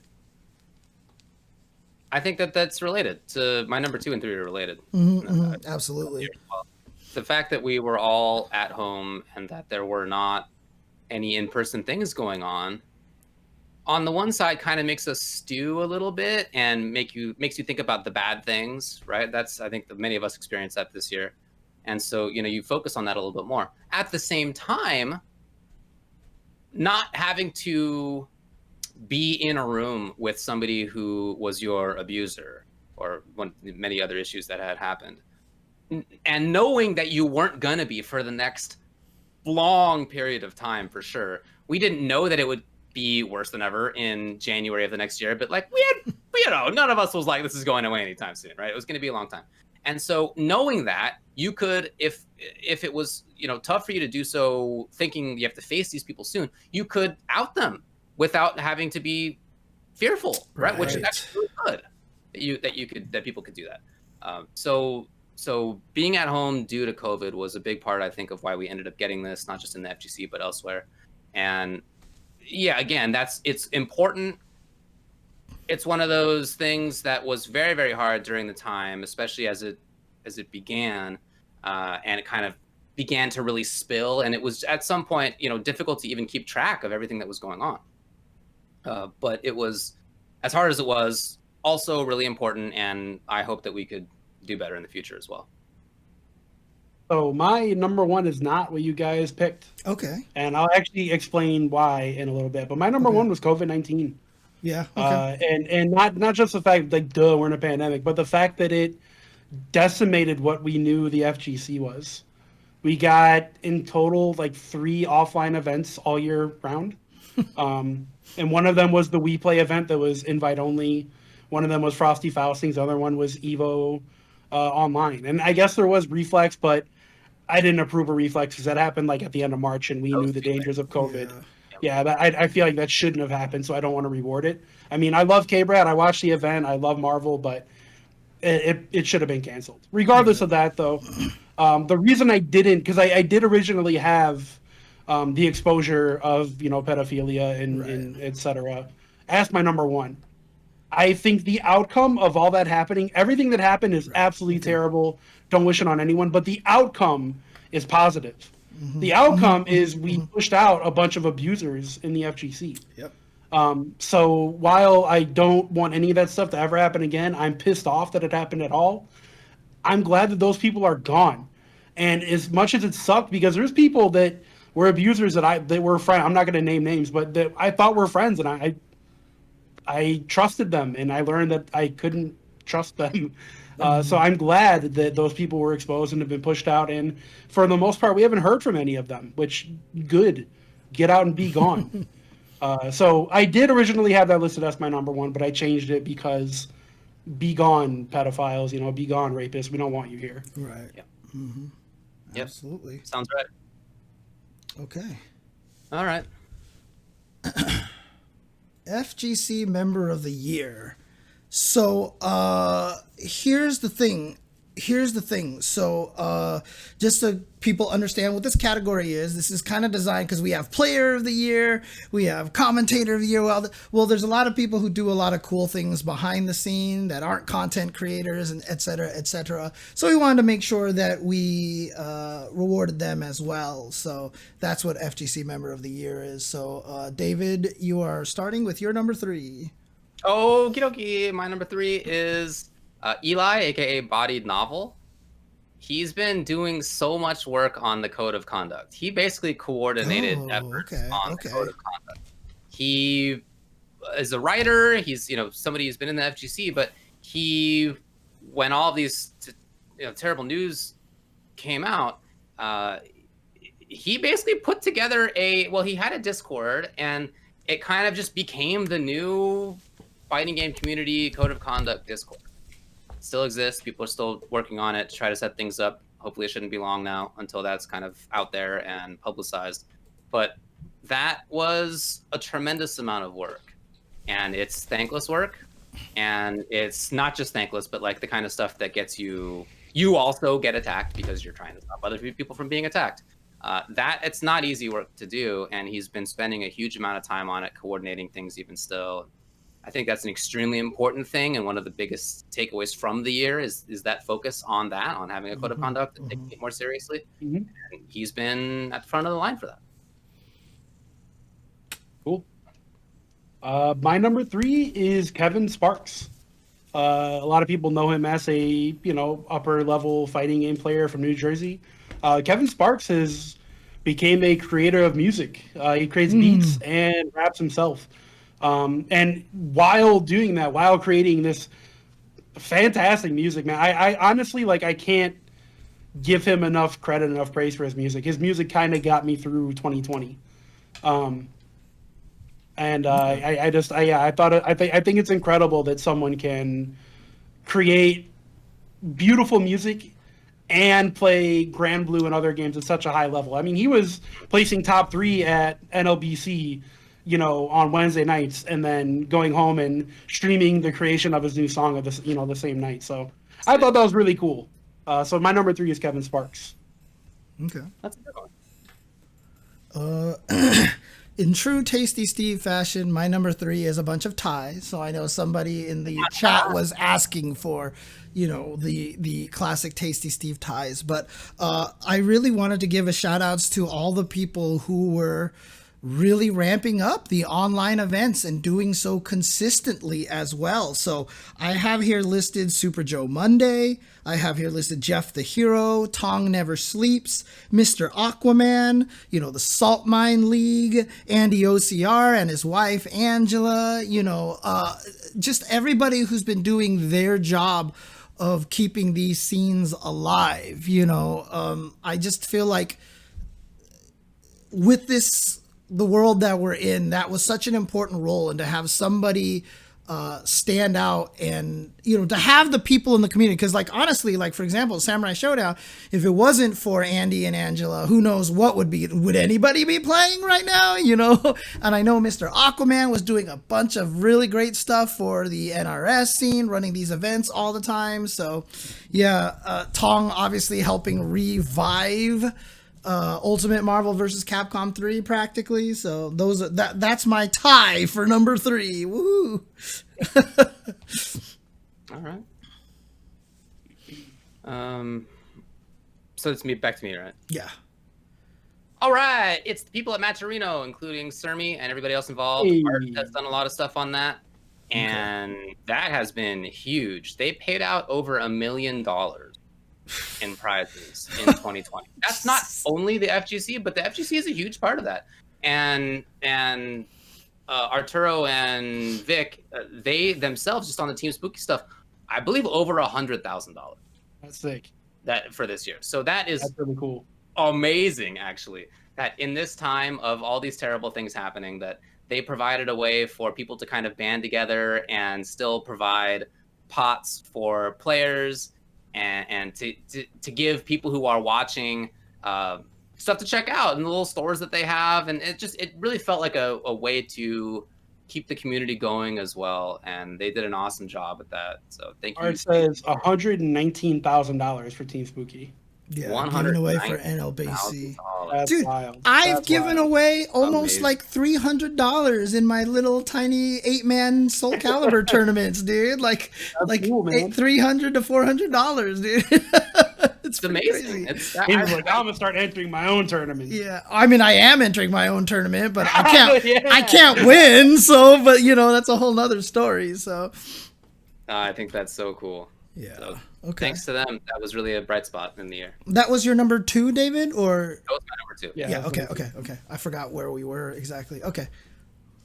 So my number 2 is a guy that I actually was on his stream last night, doing a Killer Instinct 3v3 player draft that I drafted Ultra David and To Kill Sage to my team. We're gonna win the event, by the way, just so you all know. Devil May Care 4. He went out of his way in the year 2020 to make sure that Killer Instinct had super dope content coming out. He's been running a 3v3 series that usually features a captain with a team that they select or draft. He's doing really, really cool big things with KI. He's partnering with Brandon to do things with KI World Cup.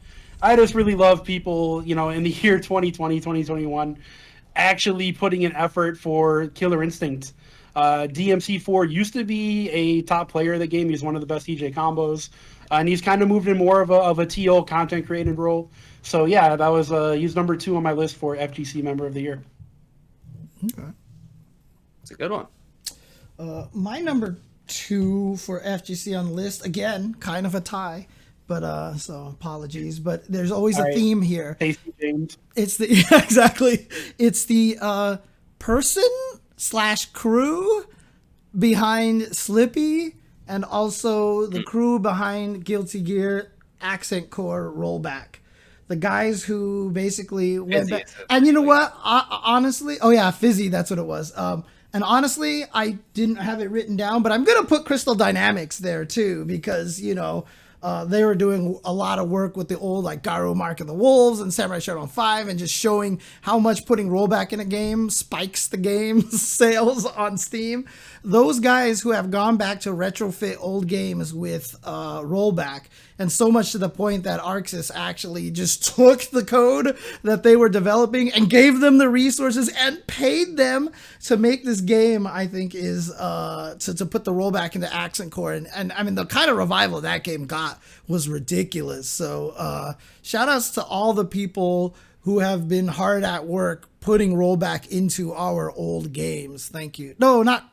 Did I say Crystal Dynamics? I didn't mean... Dynamics? Did I say Crystal Dynamics? Shoot, what was it? I think you did. I did say Crystal Dynamics. Yeah, I did say Crystal. I meant... Shoot, what can I... Code Mystics is what you're Code Mystics. Code Mystics. See? See, this is what I mean. You see how the names... Like, it's the way my brain works, right? It begins with a C, there's a Y, and it ends with X at the end of the... Like, I can't get the two names not confused, because that's how I see words. Like, I wasn't ragging on you. It's fine. That's the way it works. Yes. Yeah. I was letting you go, man. I was going to let it rock and say, yeah, I can't wait for the new Tomb Raider. Code Mystics. My bad. Code Mystics. Oh, God. I hate my brain. Anyways. Worst of the year, James Chen. There you go. All right. Well, before I say my number 1, I just want to say it was really hard to pick people this year, because I think a lot of people did a great job. And I went back and was like, all right, well, I probably shouldn't pick the same people that I've picked in the past. Which is like everybody who I was like, I should go with these people. Right. So it was hard, and it's going to be that I leave a lot of people out who I think did really, really great stuff. But anyway, that's not what I'm going to talk about. I'm going to talk about... if I can find it again. Come on. Here it is. Hey, everybody who pioneered Parsec. That's my people. Okay. Jason and Tong and everybody involved who made that work and helped Twitch do it, and convinced Capcom somehow to be cool with that, and Marvel to somehow be cool with that, and ran Sam Show tournaments and all the stuff that people have been running on it. Just a quick shout out also to Dat Hazy, who was very instrumental in that development as well. So, yeah, that to me was extremely important for a lot of people to be able to play the games that they love. So thanks for all of that. It's been a lot of cool watching as well as playing this year as a result. Yeah, it's been dope. My number 1 person this year is a guy who, I mean, it kind of plays into what you just said. One of the guys who have really pushed forward with Parsec and everything. And my FGC Member of the Year is Tong Lee. For those of you that don't know, his wife was diagnosed with cancer. She's been battling cancer, and rather than pack it all in, rather than say, you know what, it was fun, but I'm done here, guys, he doubled down on hosting events. He went really hard, and he kind of put his faith in the community. And for someone to have their wife, or a close family member at all, go through something like that and kind of just dive into the FGC and say, you know what, I can't fix my wife's cancer, but what I can do is rely on you guys to be my backbone and lead me through the darkness. And Tong really, sorry, I'm getting a little choked up. I feel so bad for the guy. I'm so proud of Tong to see everything he's done for Marvel, and I wish nothing but the best for him and his wife. Yeah. It's a great pick. Yeah, if in case you guys don't know, I mean, do you know if the GoFundMe is still going for his wife at this point in time? I'm not sure if it's still going or not, but if you guys want to help out Tong, you can always go to twitch.tv/Tampa Never Sleeps. You can donate there, as well as you can subscribe to his channel. I mean, all that money is going towards his wife's treatment. So,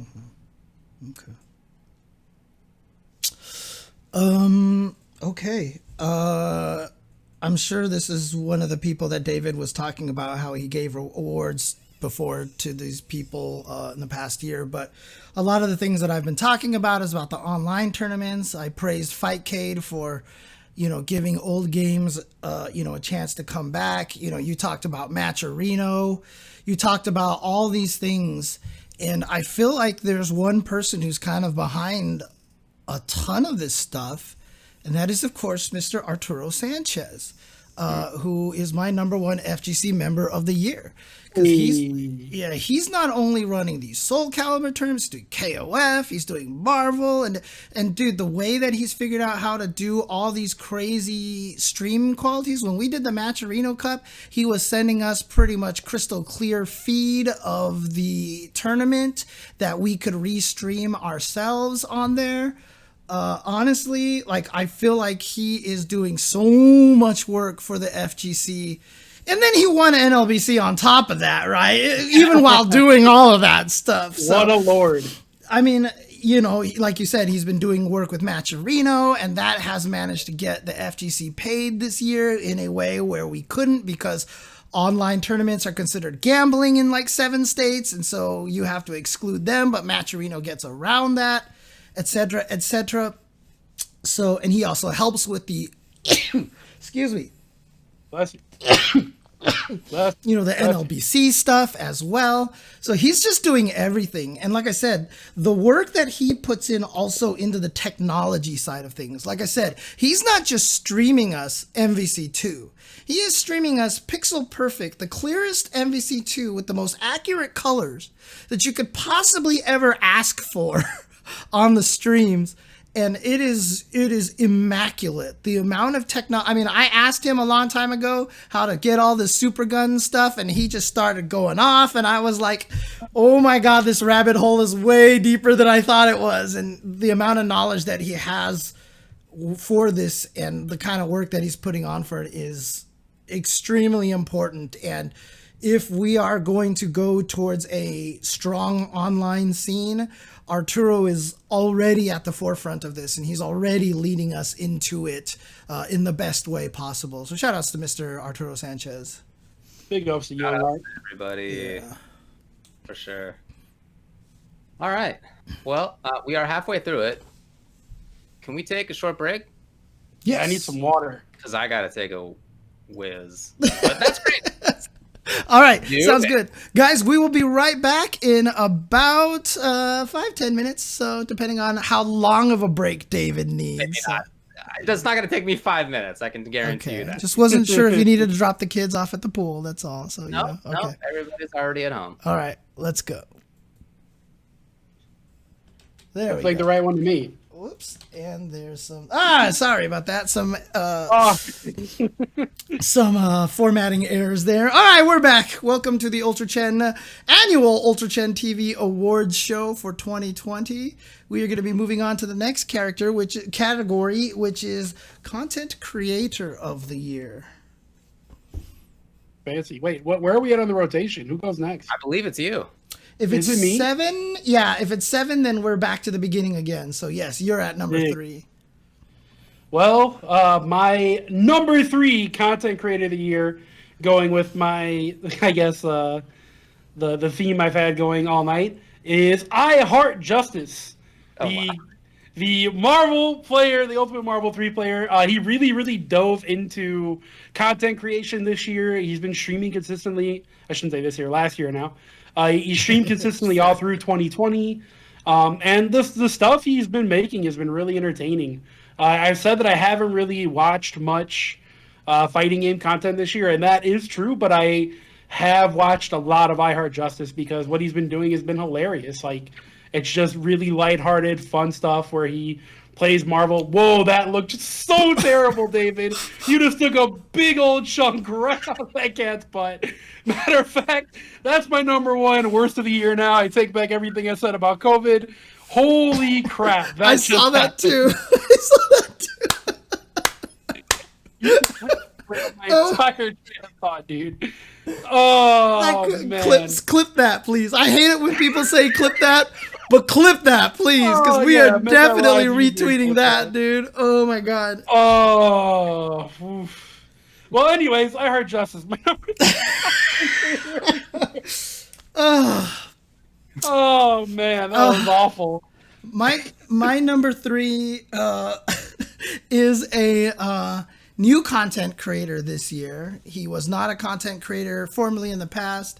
No, I'm kind of kidding, but it's kind of in the same way of what Tubo was talking about in his stories of the year. My number 3 content creator of the year is Justin Wong, actually, because he calls himself a content creator now. He's like, I am a content creator, and honestly, he's been kind of killing it that way. One, he creates very fun content. Like the way that he does content is really enjoyable. The way that he plays it, and he's obviously good, so it's fun watching him beat up on people. But he's had some great moments, like the Daigo Parry almost revisited thing.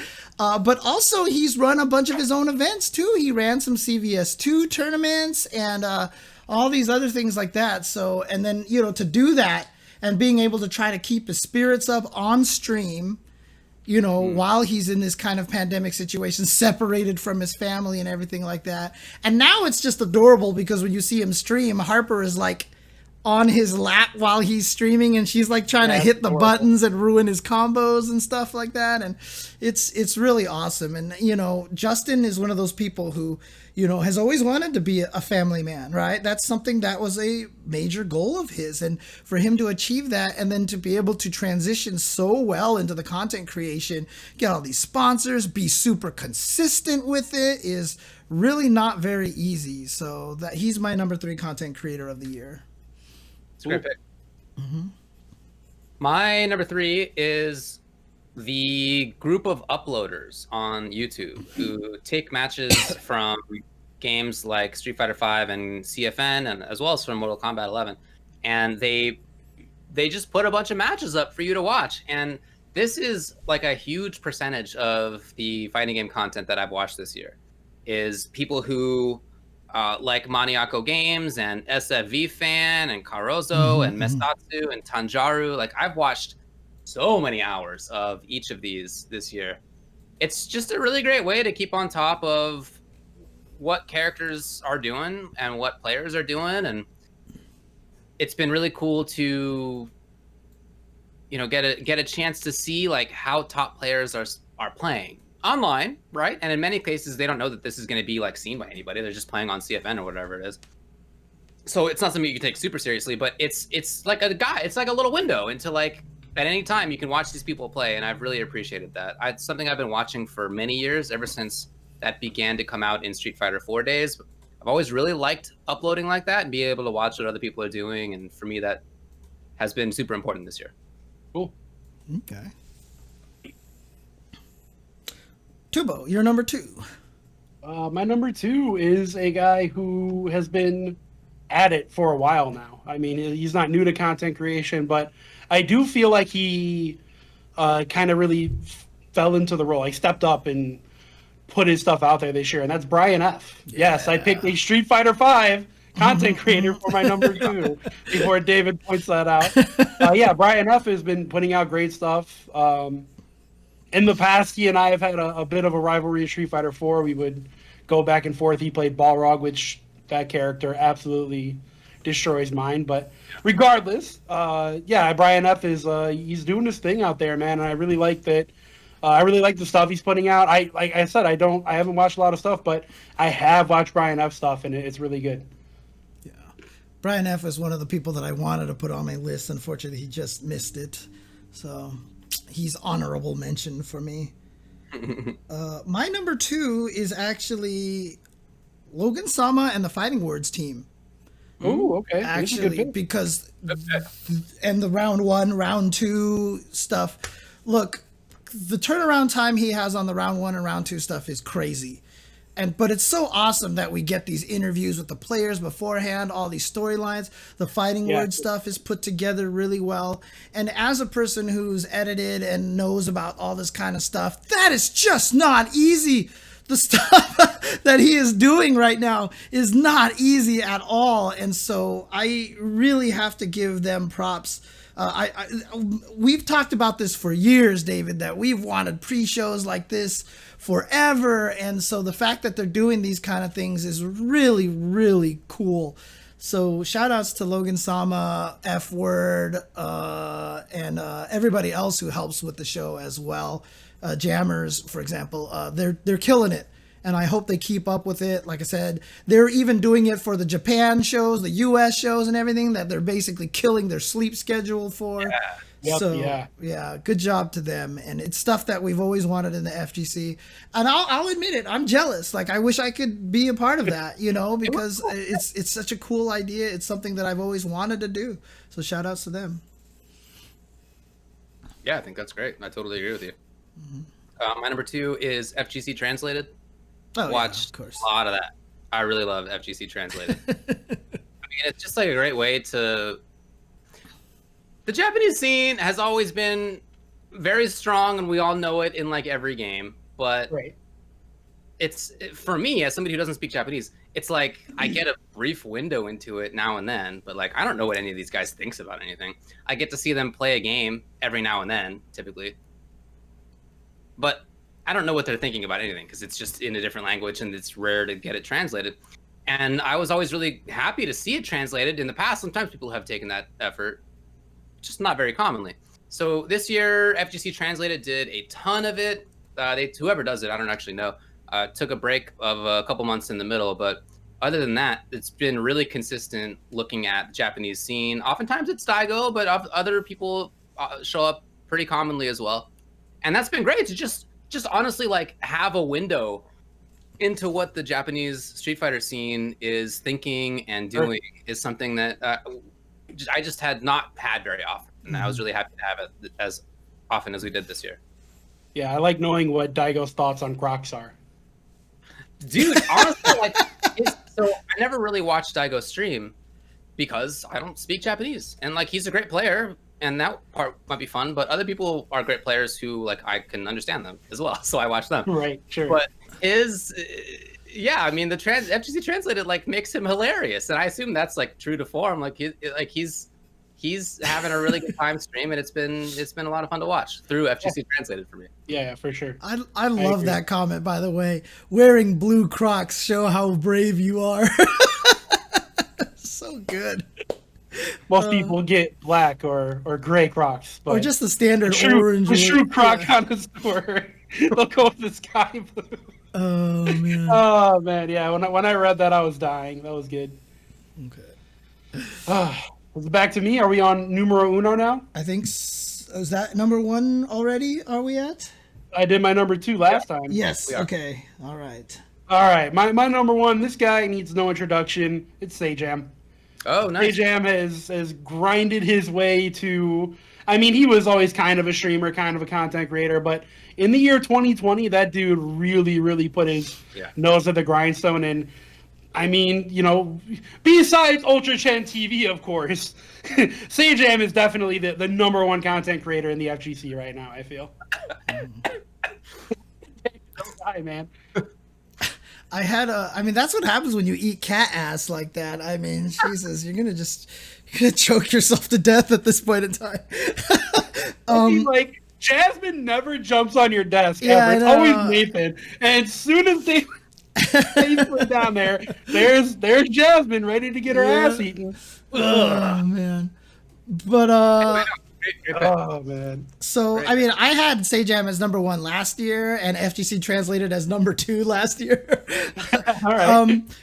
But last year I remember everyone's like, you know what, James, just put who you feel like is number 1 as number 1. Don't care if it's repeat and stuff like that. Now, the person that I have as number 1, I've never had them as number 1 for Content Creator of the Year before. but I had them as #1 in FGC Member of the Year before we had the Content Creator of the Year. So it's technically not a repeat. My #1 Content Creator of the Year is High Fight. Because nobody has put in as much work as High Fight in this community. He's still doing everything that he did before with all of the highlights. And then he started doing those frame analysis videos, which are excellent to teach you what the heck is going on. And took the time to put rollback into footsies and release footsies on Steam. And is researching. How do we know? Oh, go ahead. Go ahead. I'll say, how do we know the High Fight isn't more than one person? I think there's no way. There's no way the High Fight's not more than one person. This dude is doing everything. I think there's no way. This is a conglomerate. Yeah, I mean, honestly, this could be just called the High Fight Award at this point because, like I said, he's even researching on how to try to put cross-platform play on the footsies. I remember when he first created footsies, you know, he was just like, I have no idea how to do net play. He's like, I have no clue how this works at all. And then as soon as the Cannons put out GGPO on the MIT, you know, license or whatever, he was like, well, time to put it into roll it into footsies and, you know, shove it right into footsies. Dude, the amount of stuff that he has created this year, I don't know if he sleeps. I mean, I don't know if he does anything else. This man consumes, I mean, I feel like he's Calvin and Hobbes. Like you said, he has that, you know, the box where he duplicated himself and there's like 7 High Fights running around. I just don't, he says he's at work right now. Man has a job? Like, like what? He says he has a job? What? You know, and it's crazy, dude. And again, when you look at those frame analysis videos and he shows the little arrows that move along with the characters and do all that stuff like that, as a person who has video edited before, that is not even easy to do. It's just like, oh, I gotta put the arrow here, you know, mark the distance and try to make it match. It's not like you're just like drag the arrow and it goes with you as you like, it's crazy. And he just retweets like highlight clips from like random streams, never my streams, because I don't play Street Fighter or fighting games anymore. That's fine. But you know, but like I don't know, like, does he watch everything? Is he watching like, you know, UltraChenTV stream? It's gotta be. It's crazy, dude. He basically links to High Fight, right? What's like that? He's got to be getting link recommendations, like video recommendations in his inbox. He has a bot or something. There's something happening. There's something happening for sure. Dude, he's like at like 50 to 60K followers now, I think, at some point, or something like that on Twitter. Good. Because I'm one of them. Yeah, he is absolutely one of the most important content creators in the community. Absolutely. And absolutely. Yeah. So good pick, James. Shout outs to High Fight for all the stuff that he does. So there you go. Thank you, High Fight. Yeah, thanks to my 2019 pick of High Fight as well, but still very yeah. Make sure I knew which year that was. Yeah. Anyway, great pick. My #1 is Sajam. Okay. Sajam killed it. Yeah, you're absolutely right. He has been streaming, like he's had a successful stream, but it really blew up. It grew. And last year to this year especially. Yeah, like he's getting 1K pretty consistently now, which is super awesome. He's done a great job at getting people into fighting games and like getting concepts out about fighting games as well. And he's just a funny guy to hang out and listen to, you know, as you're like, he tends to come on like as I'm in my workday, and I'll have him on in the background, just hanging out, you know, just listening to him, kind of half listening, chuckling along. Like, it's a really good stream, really chilled out, and I'm really happy for him. I think it's so cool that he's been able to build that for himself. Sajam's role in my life as a streamer is what UltraChen used to be. So, you know, like on Tuesday, I would just like come in as a mod, say a bunch of random shit and rile up the crowd and then leave. That's exactly what I do to Sajam stream. I go in, I post like something that I feel will be a copy pasta that's like an actual story from my life, and then lo and behold, his chat copy pasta whatever the hell I said, and Sajam goes, God damn it.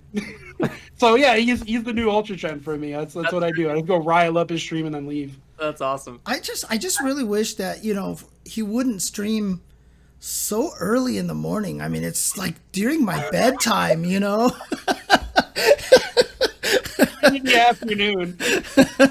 He comes on after I've already been streaming for like 3 hours. Yeah, exactly. That actually seems to be the case. Yeah, I don't want to talk about what time I woke up yesterday. I made the mistake a couple of nights ago of trying to do that thing where my sleep schedule's so off, I'm going to stay up the whole night. And that failed, and it just spiraled out of control. So yeah, then you just stay up 36 hours straight.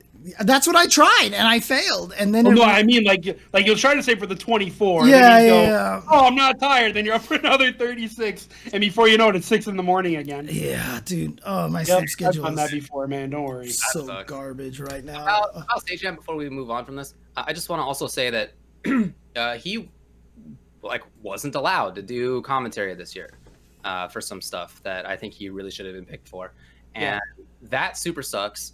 So I'm glad for him that at least he does have the stream that he's managed to build. Yeah. You know, so I'm sure would love to do it, but like he's not, and so at least he's got this thing going for him, and he's done a great job.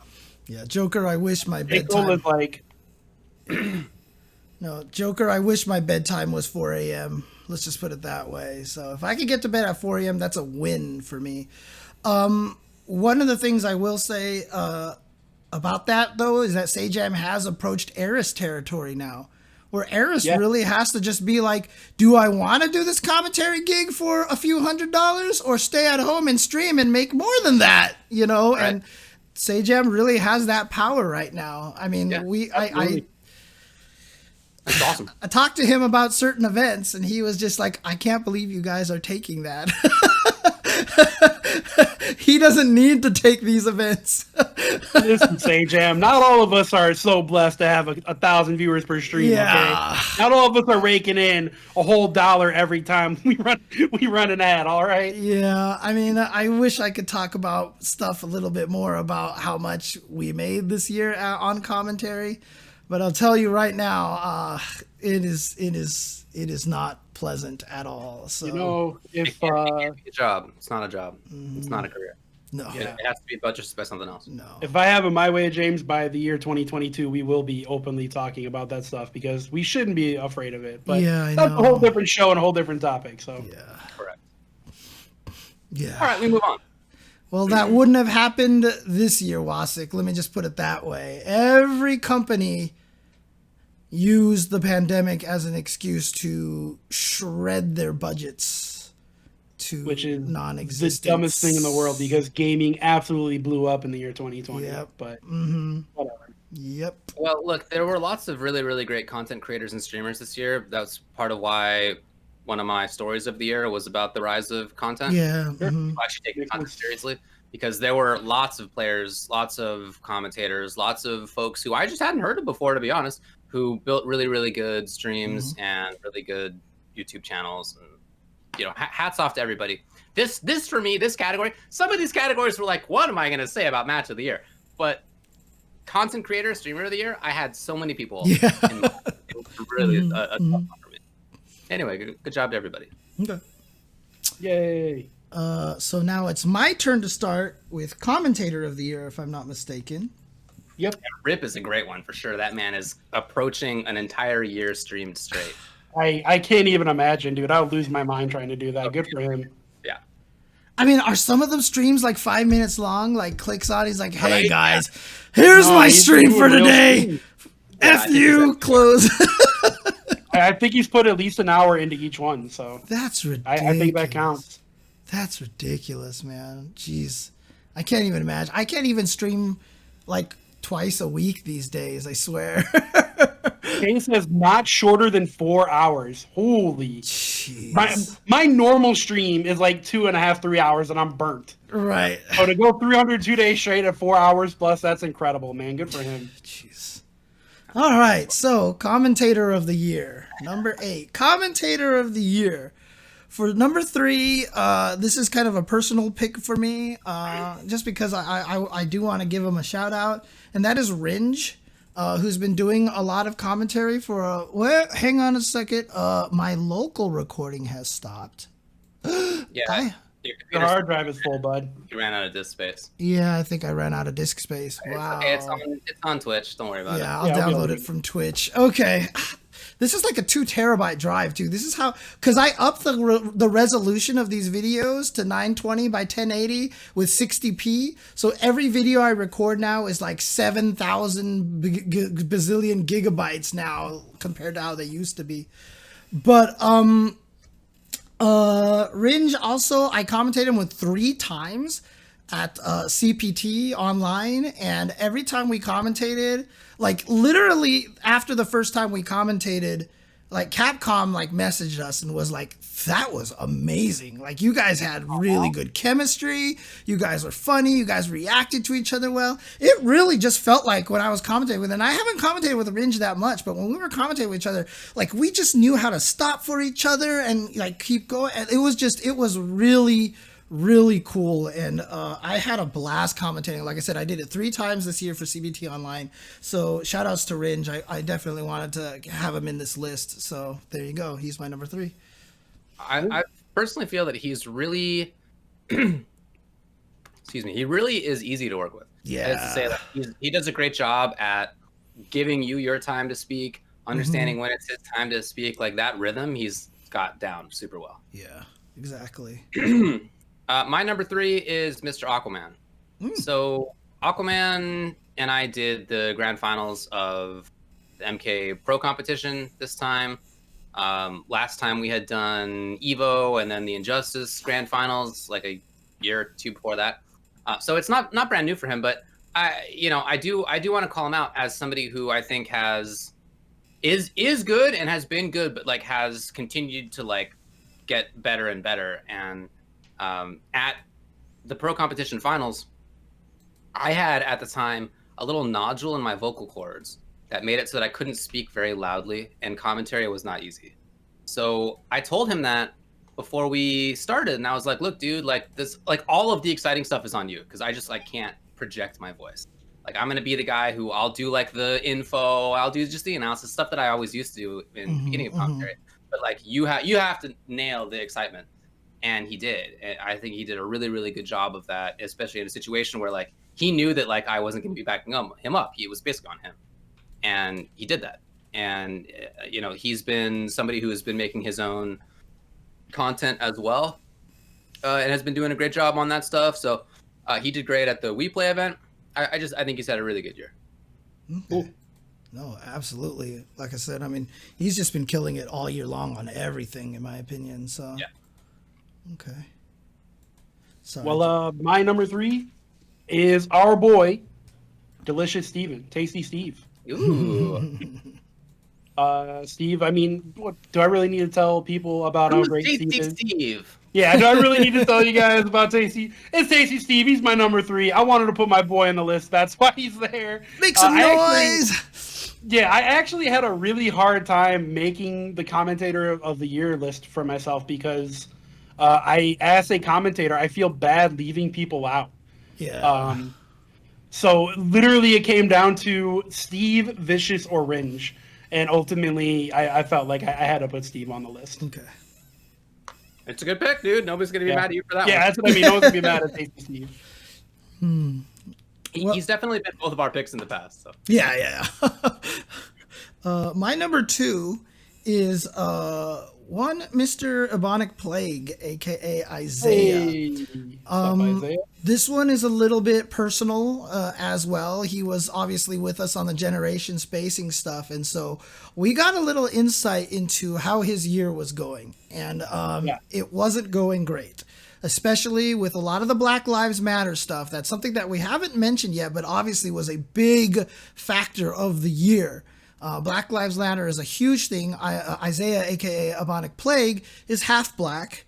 And so because he's lighter skinned, he's been able to experience a lot more benefits than other people haven't. But at the same time, he's gotten, hit by a lot of the racism and stuff. He has had a tough year. Is one of the reasons why we did stop generation spacing, is because his mental state wasn't up for it. And, at one point in time, he wasn't sure if he was going to be doing as much commentating anymore, but they got him into a lot of the BB tag stuff and then he's doing a lot of of Soul Calibur stuff for ESL again.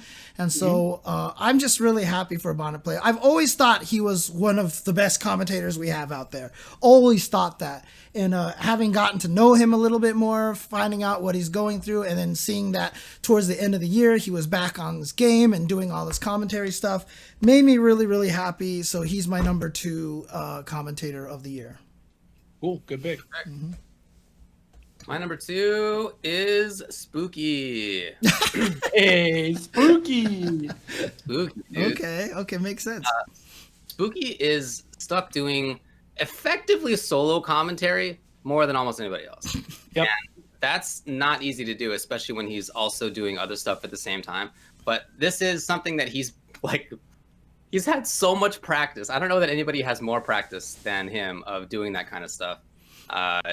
I mean, sometimes he's got people with him, right? But like, especially in COVID times, a lot of it's just been solo, and that's hard to do. And it's been for a bunch of different games.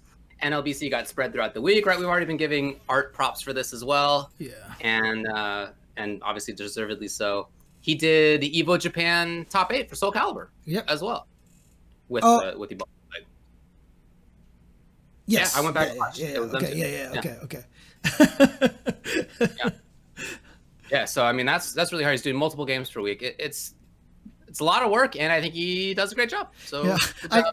Sorry, I got confused because me and Markman just recently did a retrospective on it, and so I was like, wait, didn't I commentate top 8 for? Oh no, wait, that was the retrospective. Never mind.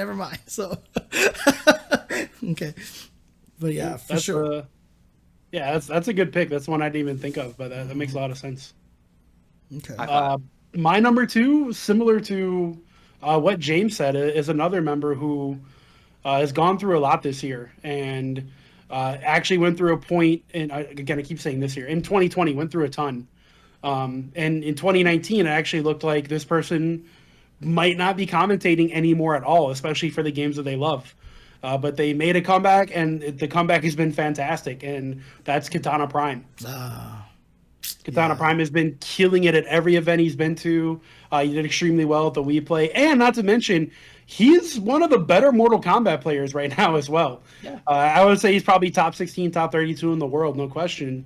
And to pair that with being, in my opinion, sorry, David, the best Mortal Kombat commentator out there, that's really dope. I'm super proud of KP at the moment. So that's my number 2. What's great about the Wii Play is that it wasn't just that they had him on commentary; they had him on like host role. Yeah. And that was super cool. Like he nailed the intro to that thing. He walks down the stairs, gives his whole spiel. Like he killed the whole thing. He did such a good job. I was really happy. It's been great to see him, back in the forefront. Yeah. In 2017, he was one of my FGC members of the year. Last year, he was one of my commentators of the year. I've always said that I don't think anybody has that kind of flower of speech that Katana Prime has outside of Seth Killian. Like, I feel like that's a power that those two possess and almost only those two possess. And I really, really love his style of commentary. I feel like he's one of the commentators that I have tried to learn the most from. Yeah. He's got a lot of I can't disagree, man. I take notes every time. Okay. All right. My number 1 commentator of the year, God, I guess I'll give him a bigger head now, but I think we're probably all going to do this, but that is Mr. St. Cola. Mr. St. Cola is my number 1 commentator of the year because he had the biggest explosion out of everybody. No shock from doing a lot of stuff from Wednesday Night Fights and stuff, and being able to grow from there. But he did get onto CPT. It was his first time, to get onto CPT. He's commentating from his closet. He's bothering his neighbors. He's one of those guys that he's brought the energy. He's putting a lot of work.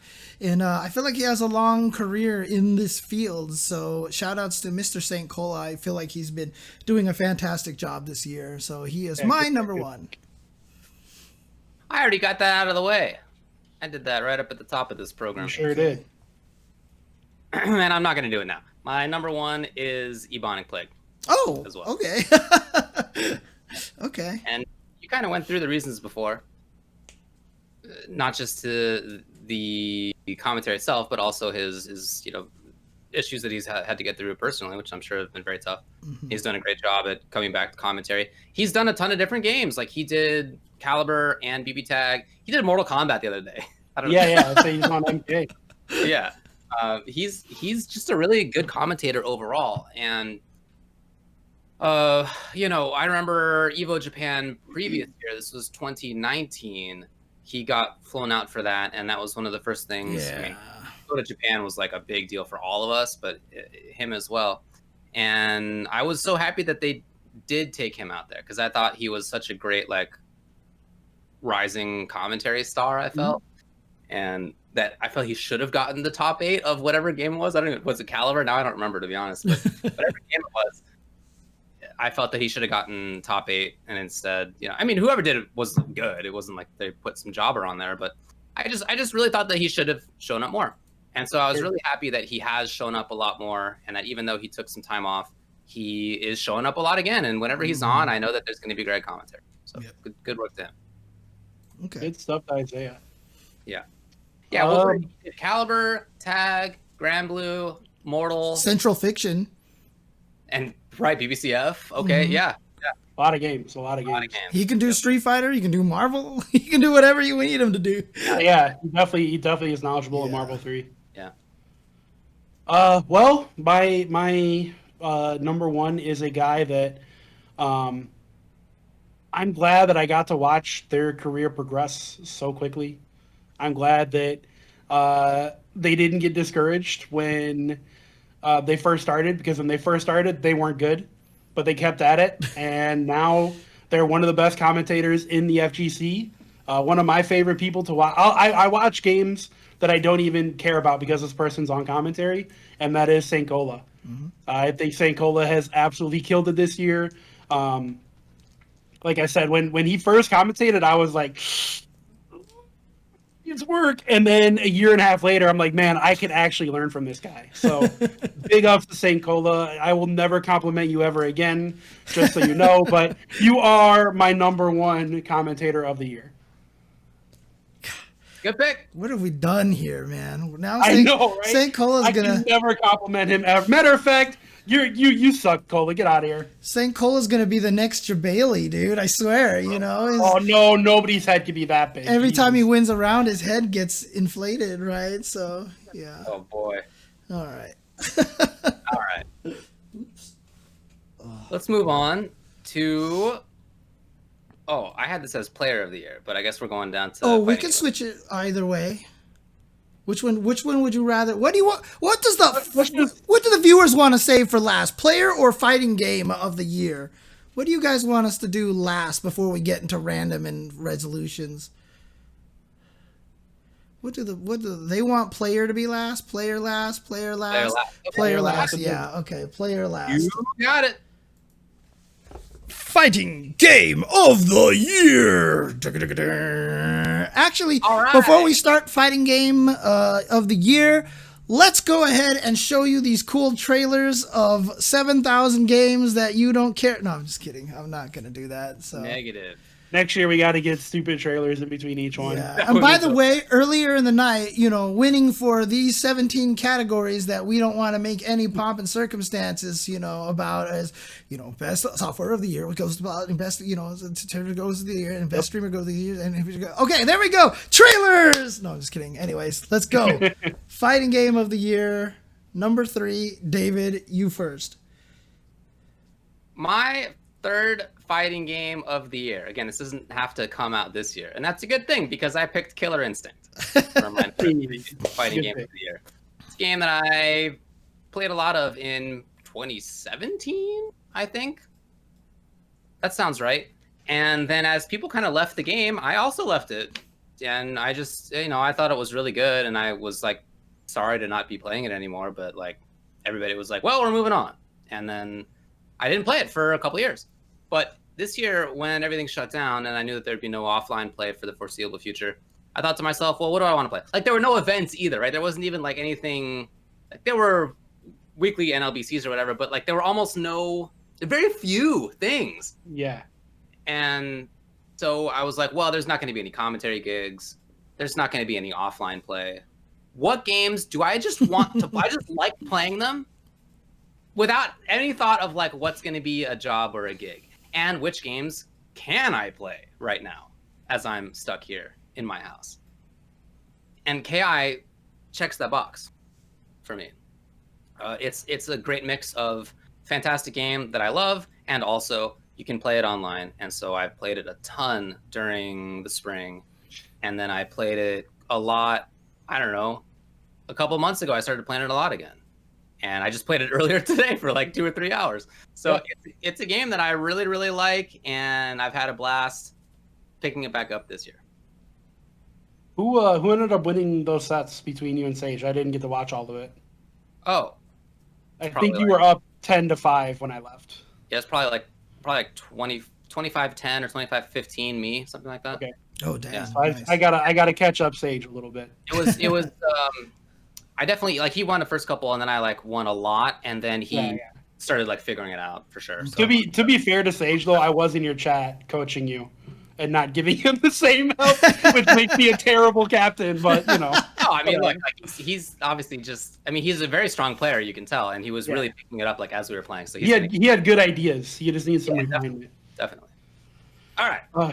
So fighting game of the year. My number 3 fighting game of the year is King of Fighters 2002 UM. What is that? Unlimited match, I think, for 2002 or Ultimate, whatever. They got rollback. Woohoo! Yay! They broke their concurrent player record by a lot.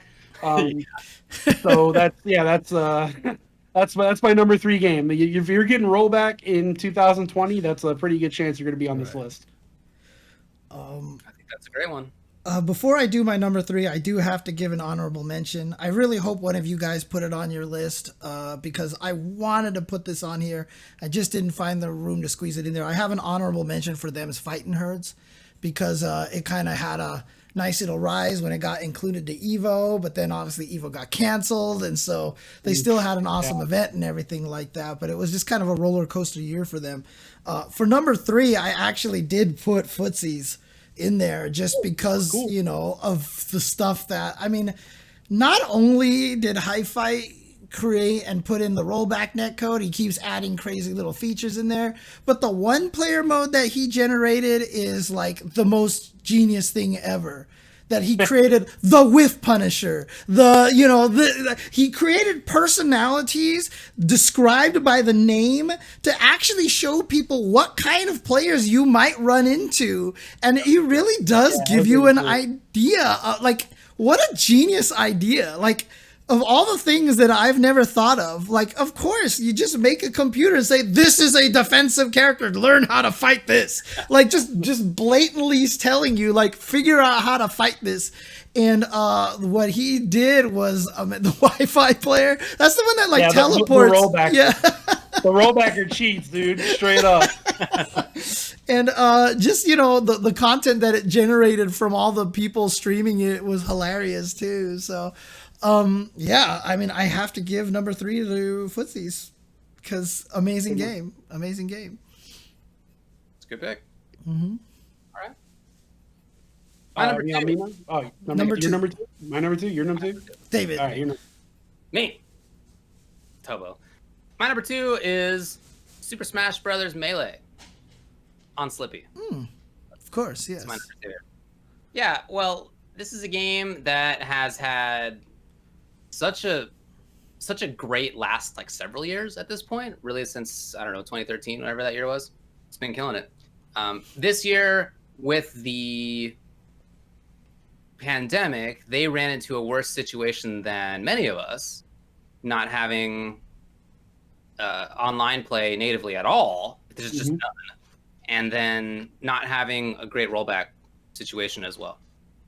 But with Slippy, that was solved, and then that was picked up so hugely by the community. They have so many people playing that thing concurrently. It is ridiculous. Like, it's way more than most fighting games. It just literally on Slippy alone. Not like who at any one time is playing Melee in the world. It's like specifically on that. A huge player base, which is really, really great. And he's still working on it. He's still putting new stuff out. And that has been such a lifesaver for that scene. So whereas some of these other games are games that I think are like, I really enjoy playing them, or they already had good netcode or whatever it is, like in a real way. And I think you saw this with when the big house got blown up. Without that, the scene is in a really bad spot this year. Really bad spot. Like, how does Melee continue without something like that? Right. Yeah. And so it's just been a lifesaver, and for me, that's huge. Good work. Cool. Yeah, Slippy is awesome. It actually makes me want to play Smash, to be honest. I'm terrified to try. That is a game with so many years of knowledge that you have to get through. Yeah. And also, like, the main thing is, like, I don't want to get a GameCube, a broken, quote-unquote, GameCube controller to play it properly. Right. So. My number 2, again, like I said, if you got rollback added to your game, you're probably on my list. Guilty Gear Accent Core Plus R. Yeah. I mean, again, breaking their concurrent player base by a lot. That game has been on sale for like $3 repeatedly. They're just trying to get people to play it. And the fact that Arx just said, this beta was really popular. Matter of fact, it's not a beta anymore. You can just have it. It's there. Like, that's awesome to me. And I'm super happy for the Guilty Gear Accent Core players. I mean, I'm not going to be one of them. That game is too much for me to pick up casually, but I'm extremely excited for Strive. So I've been watching a lot of Guilty Gear Accent Core. Like, when my friends K Loud or Patrick play the game, or Flexo, he's been playing it a ton. Whenever they play it, I'm like, hey man, put up a Discord stream, I want to watch. So, Nice. I'm super happy for those guys, and that game gets to live on because it has rollback now. Yeah, that storyline again of the guys trying to put in rollback netcode themselves, like Slippy, like all these other games out there, and then just having Arxis come in and be like, you know what? We're going to pay you to do this and release it officially. I think is one of the greatest stories ever. The resurgence has been huge. Everybody's playing this game, and all these Guilty Gear. I mean, like, I feel like Strive's play probably just disappeared because I'm not Strive, Exerd, because everybody is playing Plus R right now. Yeah, exactly. My favorite thing now is one of the biggest responses to everyone playing Plus R is, okay, sorry, we don't want Testament in Strive. So that's one of my favorite things. It's my number 2 game as well. So that's why I'm just kind of continuing on with it. Again, just, I've always loved Guilty Gear. To give Guilty Gear that ability, and it kind of exposed the whole theory that Japan has great netcode, because even the Japanese players are playing the rollback netcode and be like, wait, I can do stuff. This is crazy.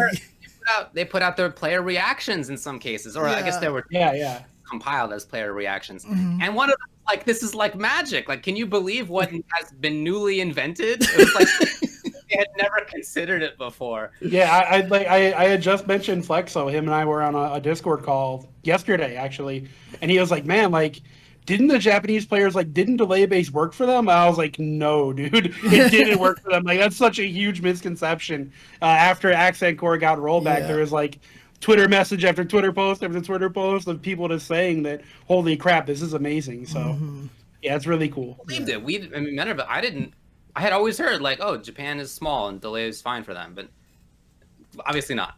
I mean, obviously it was not true. One of the best ways to put it was that for me, I never realized, and I played these games a lot, Injustice 2, Tekken 7, I never knew how bad their netcode was because I never played them offline. So I had no, means of comparison. And so maybe some of these guys didn't play in the arcades. I mean, it seems unlikely, but I mean, there's probably a lot of people in Japan who just go home and play at home. Maybe they just had no idea that it wasn't like that. I don't know. Hard to say. All right. My number 1. Ultimate Mortal Kombat 11. UMK 11 is my number 1. Excuse me, David, that's Mortal Kombat 11 Ultimate Edition? I was hoping you'd say that. Thank you. UMK 11 is my number 1. This is obviously no surprise. I thought about, like, these games that I have on here. Killer Instinct, I think, fits the bill of what games do I just, like, enjoy playing that I'm just going to start playing because I have to play online right now. Slippy's Melee is one that's just, like, great for the scene. And then the last one was like, what's actually my favorite game that I played this year? And it was between this and Street Fighter V CE. I really like both games. I'm having a blast. Both of them are definitely comfortably in my top 5 fighting games ever. I really, really like them. What put it over the top was just like when I was writing this list, I've been playing more Mortal lately. Like, that's really honestly all. If this had been done several months ago, probably would have been Street Fighter. Before that, probably would have been Mortal again. Like, I've just been going back and forth on which one I'm playing throughout the year. And I don't feel like at any point I've been like, all right, today I'm going to play Street Fighter. Tomorrow is Mortal Kombat. Then the next day is Street Fighter. It's never been like that. It's been like, all right, I'm going to play Mortal Kombat for like 30 days in a row. And then I'm going to play Street Fighter for like 30. Not like intending to do this, but just feeling like, oh, I really am having a blast with this game right now. I do the same thing with fighting games too. Yeah. It gets stuck, right? So that's where I am on UMK11, and I'm loving it. Cool. Yay. Well, so I tried to make my fighting game list games that got released this year. And in my opinion, KOF 2002 and Accent Core Plus R may as well just got to release this year. Because you couldn't fucking play them before, right? Yeah. Now you can. So my number one game is not Marvel 3. It is Grand Blue Fantasy Versus. Oh, nice. Okay. I think I think ArcSys proved that you can make things accessible for new players while also keeping depth in the game for hardcore players. They tried to walk that line with Dragon Ball FighterZ and failed miserably, but they did walk that line, and I feel it doesn't get any better for beginner versus veteran than Grand Blue Fantasy Versus. So hats off to them. I think they did an incredible job. I don't like what they've done with the patches and things like that, but that's outside of the point. That's just my own personal opinion. Grand Blue Fantasy Versus is my fighting game of the year. Okay. Cool. So, for me, number one, usually I try to put my personal game as like number 3, but for this category, I put it as my number 1 because I've just been enjoying it so goddamn much, and it was not something that I would have ever expected if you talked to me even like a couple years ago. It's Soul Calibur 6 is my number 1 game of the year because, again, it's not that it has the greatest rollback. I mean, their DLC has been pretty cool. Haomaru is awesome, by the way. I mean, the fact that Haomaru's stage has Kuroko in the background with the flags when it starts and he goes, "Ipunde, so," and he disappears, just like, I mean, they did a lot of really cool things, but I have just been having so much goddamn fun with the game. In fact, I was playing a long set with somebody on my stream recently, and I was losing more games than I was winning. Shout outs to Saradeth. And I was just like, oh, dang, that was so good. Like, he did this, and I totally recognize that. No, yeah, I gotta do this better. Da, da, da. Like, I played against someone named Meatrox, who's like one of the best Astaroths out there, and he killed me, and I was like, I never think about teching throws. So the next time he tried to fight me, he didn't throw me as often, right? And I was like, I was waiting for all your throws so I can tech it. And he was like, you said you don't like teching throws. I was like, so then that means throw me more because I need to learn. And he was like, that is a strangely positive attitude. And I was like, I have to learn. Like, and then someone in my chat literally said, it's so weird how different you react to things in this game than you did in Tekken. Like, I'm like enjoying myself getting beat up because like when I play it, it's just the game makes sense to me. Everything feels right about the game, and like I can feel myself getting better even playing only once a week. Even when I played Street Fighter V once a week, I never, like, it took me to have to sit down and play Street Fighter V like 3 or 4 times a week to get to Diamond. If I just played a week and then waited in a week, I always would kind of disappear. But Soul Calibur, like, there's something about the game that just feels right. And then the team is great. Their balancing has been great. They have the best patch notes in all of the fighting game community. They're just doing really awesome stuff. I really hope we get a season 3 out of them. But like I said, I never would have imagined that I would have enjoyed Soul Calibur this much. Like this kind of, I played it, I liked it, I stopped because the netcode was bad. Parsec and the cloud thing really saved the game for me because that's what brought me back in. Shout out to the Bud Light Beer League too, because watching them play in that league and having so many network problems and stuff like that, I was like, has anybody tried Parsec with this? And nobody really had. And in fact, a lot of the Soul Calibur community actually credits me for spreading Parsec into the Soul Calibur community. And it, like, because Soul Calibur has a natural buffer in it, like Tekken does, it works on Parsec really, really, really well. Yeah, Team Deuce and the two Sabin Deuce and Sabin are doing killer stuff with Soul Calibur as well. But like it feels great online. I've been having so much fun with that fighting game. That this kind of fun that I haven't had in a long time, and it's been like, I haven't had this much joy playing fighting games in a long time. So, #1 fighting game of the year for me. Awesome. That's so cool. It sounds like what you're going through with Soul Calibur is what I went through with Killer Instinct in 2016. Yeah. I know your feels, James. It's good. It's good. Just, again, earlier today, as I was playing KI, sometimes Sage hit me with some super sick stuff, and each time he did, I was like, "Dang, that was so cool, dude!" Like, I'm dying. I lost the round in like 2 minutes. Like, so sick. Like, yeah, I really appreciate that kind of game too. Yeah. All right. Player of the year. Mm-hmm. And so this one, Tubo starting again, I believe. Indeed. That's right. My #3 player of the year is Kazunoko. He won the Japanese Dragon Ball Fighters regionals. I guess that's what you would call them, national championship, whatever. Which was unexpected. I mean, most people thought Goichi would kind of come in and flex on everyone and peace out, and Kazunoko would take second or third, and that would be that. But this man stepped it up, won the event, and even he looked kind of shocked at the end. He was kind of like, "Oh, guess I won." You know, so him winning that alone puts him in the top 3 for me. Okay. So David mentioned this a while ago, and I suffered from this greatly, which is I didn't watch a lot this year. So actually picking player of the year was really hard for me because I just didn't see much. In fact, Street Fighter V was probably the thing that I watched the most, so I almost had a list of all Street Fighter V players because I just didn't have the information for it. But I decided at #3 I was going to put in Hokuto from Mexico, who won the Macherino Cup Super Turbo event. And I thought that was huge because Mexico has always been really strong in a lot of the fighting games. So I picked him because he won that tournament and he was coming in seeded #1. He was the favorite and he is just like really amazing.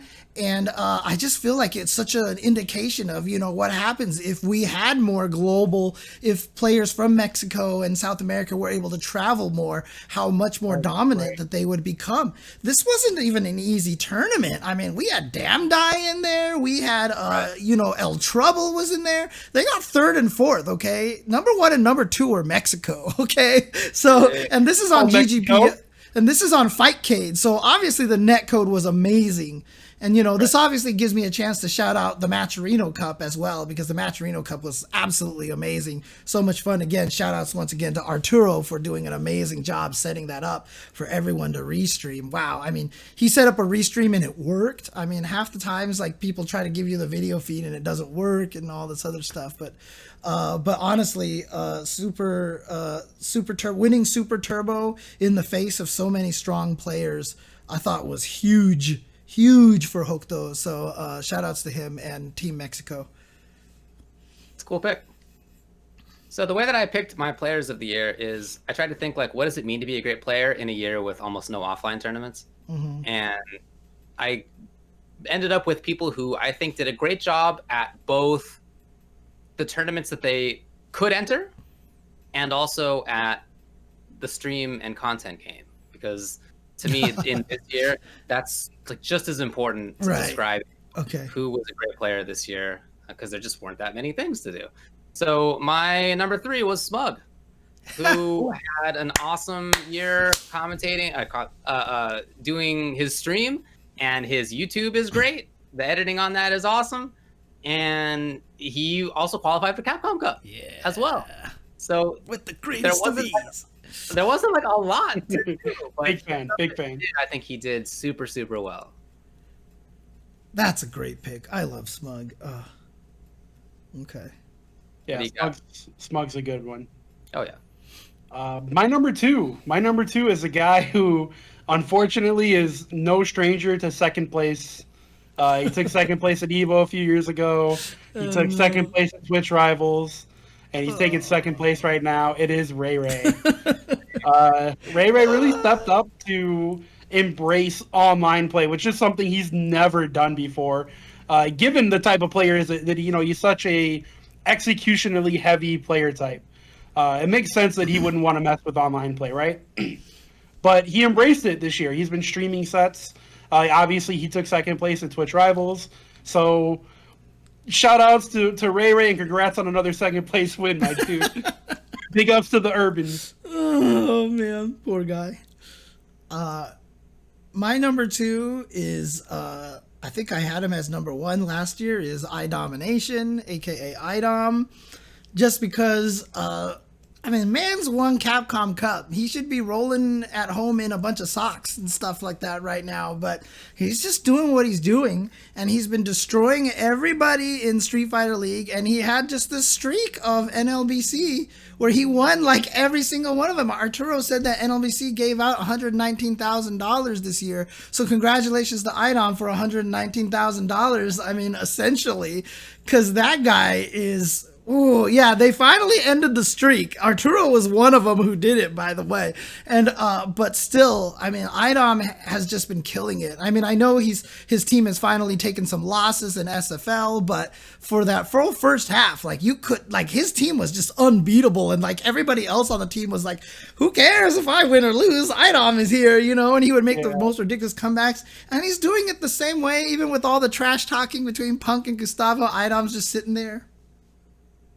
He doesn't care. Doesn't care at all. The win didn't change him. You know what I mean? And iDom is still iDom, and he's still playing, and he's still rolling over people with a character many consider not even high tier. So I will give iDom number 2 of the year. That's cool. All right. Continuing in my list of players who I think had a great combination of tournament results and also stream, it is Foxy Grandpa. Oh. Yeah, good pick. My boy Foxy. Foxy, dude, his stream is built for me. That is my kind of content. Going on the internet and playing characters that I think are fun or hilarious to play, and just being a huge douche the whole time. And people are getting pissed at him constantly. It's great. He records those. And he lets anybody, well, not anybody, but he does let you type in sound file commands so that you can play them on the stream, which I'm in there doing constantly, other people as well. And that, for me, is a really, really fun time. But also, he did really well at the We Play event. He got second place. And he was top 8 at Final Combat at the beginning of the year. And he has done well in some of the online stuff. So this is a guy who has continued to be super sick in actual competition while having a great stream. Also, I do want to mention that Foxy is an avid UCTV watcher. If he doesn't watch the live stream, he catches us on YouTube. He's a big fan. So big back at you, Foxy, even though you beat my ass at Combo Breaker a few years ago. Big fan as well. He also is playing KI, and that's cool. He's going to be in that DMC 3v3. We're just going to have to absolutely destroy him. It's no big deal. Yeah, that team is Katana Prime and Foxy. Those are 2 talented players. Jeez. Ask KP what happened last time he ran into me in KI. All right, buddy. All right. Before we stop talking about this, I just wanted to say that on the UltraChenTV stream in the morning, as I'm playing fighting games and doing whatever else, I have all these sound file commands on there now, and I got that idea from Foxy in the first place, and I messaged him hey, how is it, how do you do this? Walk me through it. And he did. He was really helpful about it. Nice. Thanks for that. Cool. Well, my number 1 is... David's going to give me shit, I already know. My number 1 is a guy who at one point looked like he kind of hated what he did for a living. And now in the year 2020, and I guess probably moving forward in 2021, he talks about Crocs and sits on stream practicing whiff punishes for no joke 5 hours plus at a time. It's Daigo Umehara. Daigo, I feel like at this point is, an absolute legend in the FGC. But when Street Fighter V came out, man, he looked kind of depressed. He was kind of just like, damn, this is the game we're going to be playing for the next 5 years plus. Like, this sucks. But now it looks like he just is having a blast all the time. He really has turned Street Fighter V into a science for himself. And I think that maybe has made him happier as a player. It's been really cool to see Daigo just being himself again and being happy and enjoying fighting games. Plus, he's been killing it online. He is an online Street Fighter V god.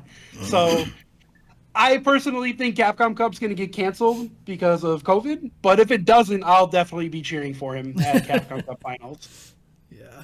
I mean, it's interesting that you stated it that way, that he has broken Street Fighter V down to a science.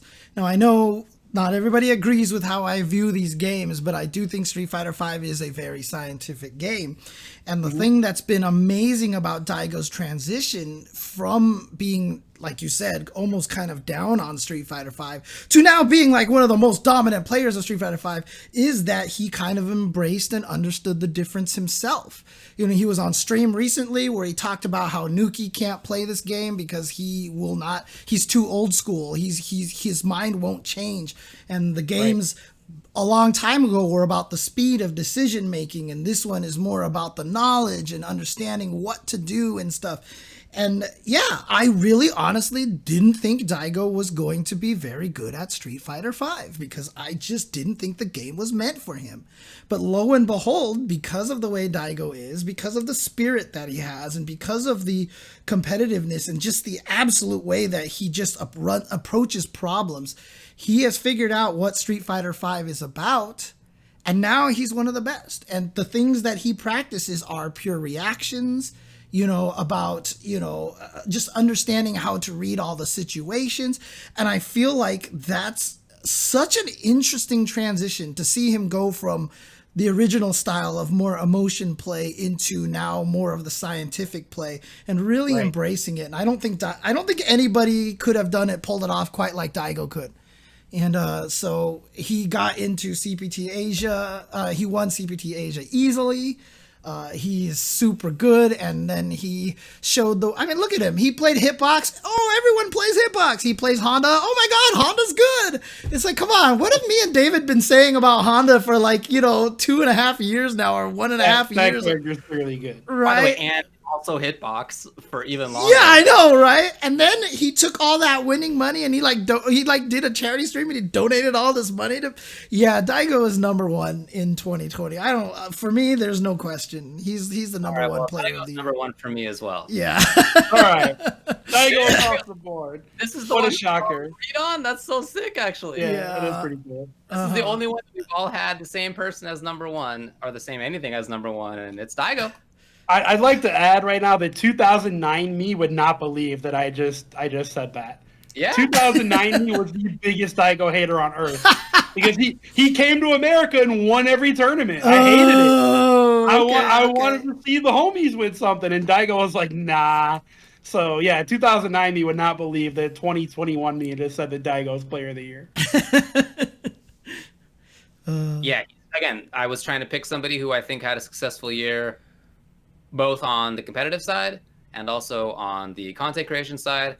And I don't think it gets any better on either side than Daigo, who, again, qualified for Capcom Cup, won Blink Esports, and has had an awesome stream all the year. And I'm sure it helps too that, like I was saying earlier on FGC Translated, I've been watching his stream a lot and just getting a better sense of the guy's personality. I've met him. I've hung out with him. I've gone to dinner with him. I didn't know his personality. Okay. Like now I do after having watched FGC Translated for a little bit. He's a troll. It's hilarious. He's a funny guy. Yeah. Oh man. Oh yeah. No. it's amazing seeing what he's done in the content game. It's so good. It's so good. And you know what the best thing about it is too, you know, we're transitioning to online. You see a lot of people are like, oh, online not as legit and whatever. Daigo's like, oh, we're in an online world, so I'm just gonna play online. Hey, I won the online tournament. Right? He did exactly what he needed to do. He's not going to complain that we're playing online now because it's not optimal. He's going to learn how to play optimally online. And he did. Best players adapt, you know? Yep. Like that is, in so many ways, the best players adapt. Mm-hmm. And like you being surprised that you say that you thought he was number one, you would have been surprised to go back and tell yourself that you called him as number one. I would never have guessed that maybe the best Honda player in the world is Daigo Umehara. Never, right? Never would have guessed. Right? Never. Such a weird timeline we live in, man. One of the weirdest things in this super weird year is that Daigo maybe is actually the best Honda player in the world. He has a good Fong too. Like, what the hell is Daigo? It's super sick, but he approaches Honda in such the kind of way that I wanted to do, but like I'm not good enough and not dedicated enough of playing him like a Fei Long. He plays a Fei Long Honda. Yeah. It's super, super good. It's very strong. For anyone who hates Honda out there, but whenever I heard when Daigo said Honda is such a well-designed character, first person I thought of was David. Because I've been saying he's good ever since launch. Yeah, right? no, exactly. That's why. Because I know you have a strong understanding of how Honda is designed, and that's why you've had success with him. You know, you were able to do that early on when nobody else believed in that character. So, I mean, I actually agree with both you and Daigo. I think Honda's a really smartly designed character. The way his hand slap works is really genius. It's hard for a lot of people to fight against if you don't understand it, but it's not as broken. Like, on the side of using it when you're Honda, you probably feel like it's not broken at all because you have to take these risks where you can get crush countered every single time you do hands. But you get away with it so much because you just get to be like, yeah, he's not hitting a button, you know, and it's like, that's the way he's designed, and it's really cool. All right, we've run out of time on this one. Let's go to the final two. All right, so funsies. We have two more remaining categories James is going to be putting in there right now. One of them is called the Random Select Award. This is whatever else we want to talk about. If there's something that we didn't think fit neatly into any one of the categories, or if there's something that maybe did, but like we wanted to make sure that we mentioned it and it wasn't in our top three, then this is the place where we're going to put it. We have also, after that, our personal FGC resolutions for this year will be the final thing that we do. But yeah, let's begin with James on the Random Select Award. All right. Random Select Award. This one was actually kind of weird. It was hard for me to pick stuff. For number 3, kind of similar to what you were saying about the content creation, I just put it down as FGC branching out. The FGC has really... I first written it down as FGC personalities because I still don't think there's any competitive gaming scene that has the colorful characters that we have in the FGC. I think we have the best people, like just in terms of personality, fun, and just like, you know, you could just watch them and have such a great time. So I actually really like the Friday Night Frenzy stuff that Tenno's been putting on with the Among Us and, you know, the Fall Guys, because you get to see a lot of those personalities out there. You've been seeing a lot of people jump to different things, like Justin doing the Among Us streams and pulling us in there and, you know, having a good time and everything like that. There's just been so much going on with the fighting game community of them doing all sorts of different things and streaming, not just fighting games. And it really just has been a great year for showcasing why I just feel like the FGC is such a wonderful community. You know, despite all the terrible things that have been happening, like Tubo said, it might actually be a blessing in disguise that we oust a lot of the bad eggs. But, you know, we have a lot of really awesome people. Like even a lot of the streams that we were doing, you know, I got to do some of the Among Us streams with people on Justin's stream that, you know, I had never really interacted with in the FGC, and it was really cool interacting with them and stuff. You know, it was a great year, I feel like. So I feel like it was awesome to see the fighting game community really branch out and start to show their personalities. That is really hard for people playing fighting games online, because when you're playing fighting games online, you can't talk half the time. It's hard to talk. All right, very good. Well, mine is something that you two have already addressed as well. I just wanted to say shout outs to all the community efforts for good netcode. The GGXX AC+R folks, people who worked on that. Altamore, who is a person, by the way. The name of a patch. Is a person. Yeah. Thanks a lot for that. He was just like, I should work on this. And you just did it in like 2 days. Anyway. People who worked on Parsec, not just the people who developed it, but also everybody who figured out how to make it applicable to the games that we want to play. All of those efforts were so important at keeping the FGC together this year, and especially each like little game sub-community. Those were super important for many of the games that are most popular in the FGC, and without them, the year would have been way worse. So, hats off. Cool. Okay. Well, my number 3 was things that you guys have already talked about, but I haven't too much yet. Big ups to Matcherino for getting everybody paid. And most importantly, paid immediately. I know James and David and myself have all, been hit with the net 60, net 90, net 120 payment periods that turn into years sometimes. And man, that's the worst. But Matcherino doesn't do that. Matcherino's like, oh, your tournament ended 4 minutes ago. Guess what's in your bank account? $500 that you just won. Like that's incredible to me. That's amazing. Outside of offline events that are paying in cash because the prize pot was under $1,000, you're not going to get paid right away for winning events unless you use Matcherino. So big ups to them for getting the players paid. Dude, they've even started adding a bracket system on their own site as well, so you can run the tournament and registration on there directly. And what happens is that means if they want to sign up for the tournament, they have to have a Matcherino account. And if they have a Matcherino account and everybody in your tournament has a Matcherino account, when it ends, after the tournament's done, you click a button that says pay out, and it pays everybody out because everybody has a Matcherino account. Like I remember 2 years ago talking to Arturo, because this is like when Matcherino had first started. And I knew that he was involved, but I didn't know in what way. So I was like, explain this to me. Like, how does this work? And he basically went through that. He's like, well, eventually what they want to happen is they want to be the proprietary system for tournaments. They want to be the bracket. They want to be the payout. They want to be all that. And I thought it was genius. And they've been doing such a good job actually making that happen. Man, it sounds like we work for Matcherino right now, right? But it's just the truth. Like, it just straight up is the truth that, like, Matcherino is killing it. So I hope they continue to do so in 2021. Yep. All right. My number 2 random select award kind of is tangentially related to fighting games, but my number 2 is what new consoles? Like, I haven't thought about it. I don't hear anybody talking about the new consoles. Fighting games are on any of the new consoles. Normally, every year a new consoles come out, it's like, okay, here's a new console. Here's the console war. Here's this. And like this year, like the consoles came out, and I swear that was it. Like there was the fight early on, like, oh, I gotta get the console, and now I don't hear anybody talk about PS5s or Xbox Series X's or anything. We're fighting game players, man. What do we need to worry about that for? Yeah, I don't.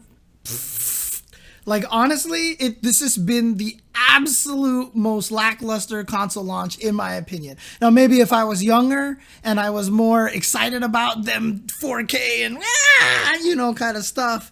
But really, honestly, right now, it's just like my PS4 and Xbox One are doing fine. Well, what if somebody was super, super excited to play Cyberpunk 2077? Oh, jeez. Yeah, and I was gonna say fighting games technically are on PS4 or PS5 and Xbox Series, but like, who cares? We don't need them to be. You can play Mortal Kombat 11 on Xbox, whatever it's called, Series or whatever. I don't know. What's it called? Xbox. Yeah, Xbox Series, Xbox. yeah. It's just the Xbox, basically. Yeah. So, but I mean, that's actually, in my opinion, a worse experience because there are basically no loading screens. I've seen other people play it, and it just like almost snaps into whatever you're like loading up. But in Mortal Kombat, now that you can play with custom loadouts, you don't actually know what moves your opponent's going to have unless you see the loading screen. So Oops. it's actually optimal, in my opinion, to be playing on a PlayStation 4, an original PlayStation 4, like I got sitting right next to me right there, that takes, I don't know, 10 seconds to load into something, because that way I get to sit there and plan for what my opponent's going to have. Yeah. New consoles don't get that. I mean, so someone in the chat said that, you know, PS5 had like the best launch in console history or whatever like that. I don't know if that's an indication or it's because video games are more popularized now. You know what I mean? It definitely is. It just doesn't feel like, yeah, okay, everyone bought it, but everyone bought the Wii as well, right?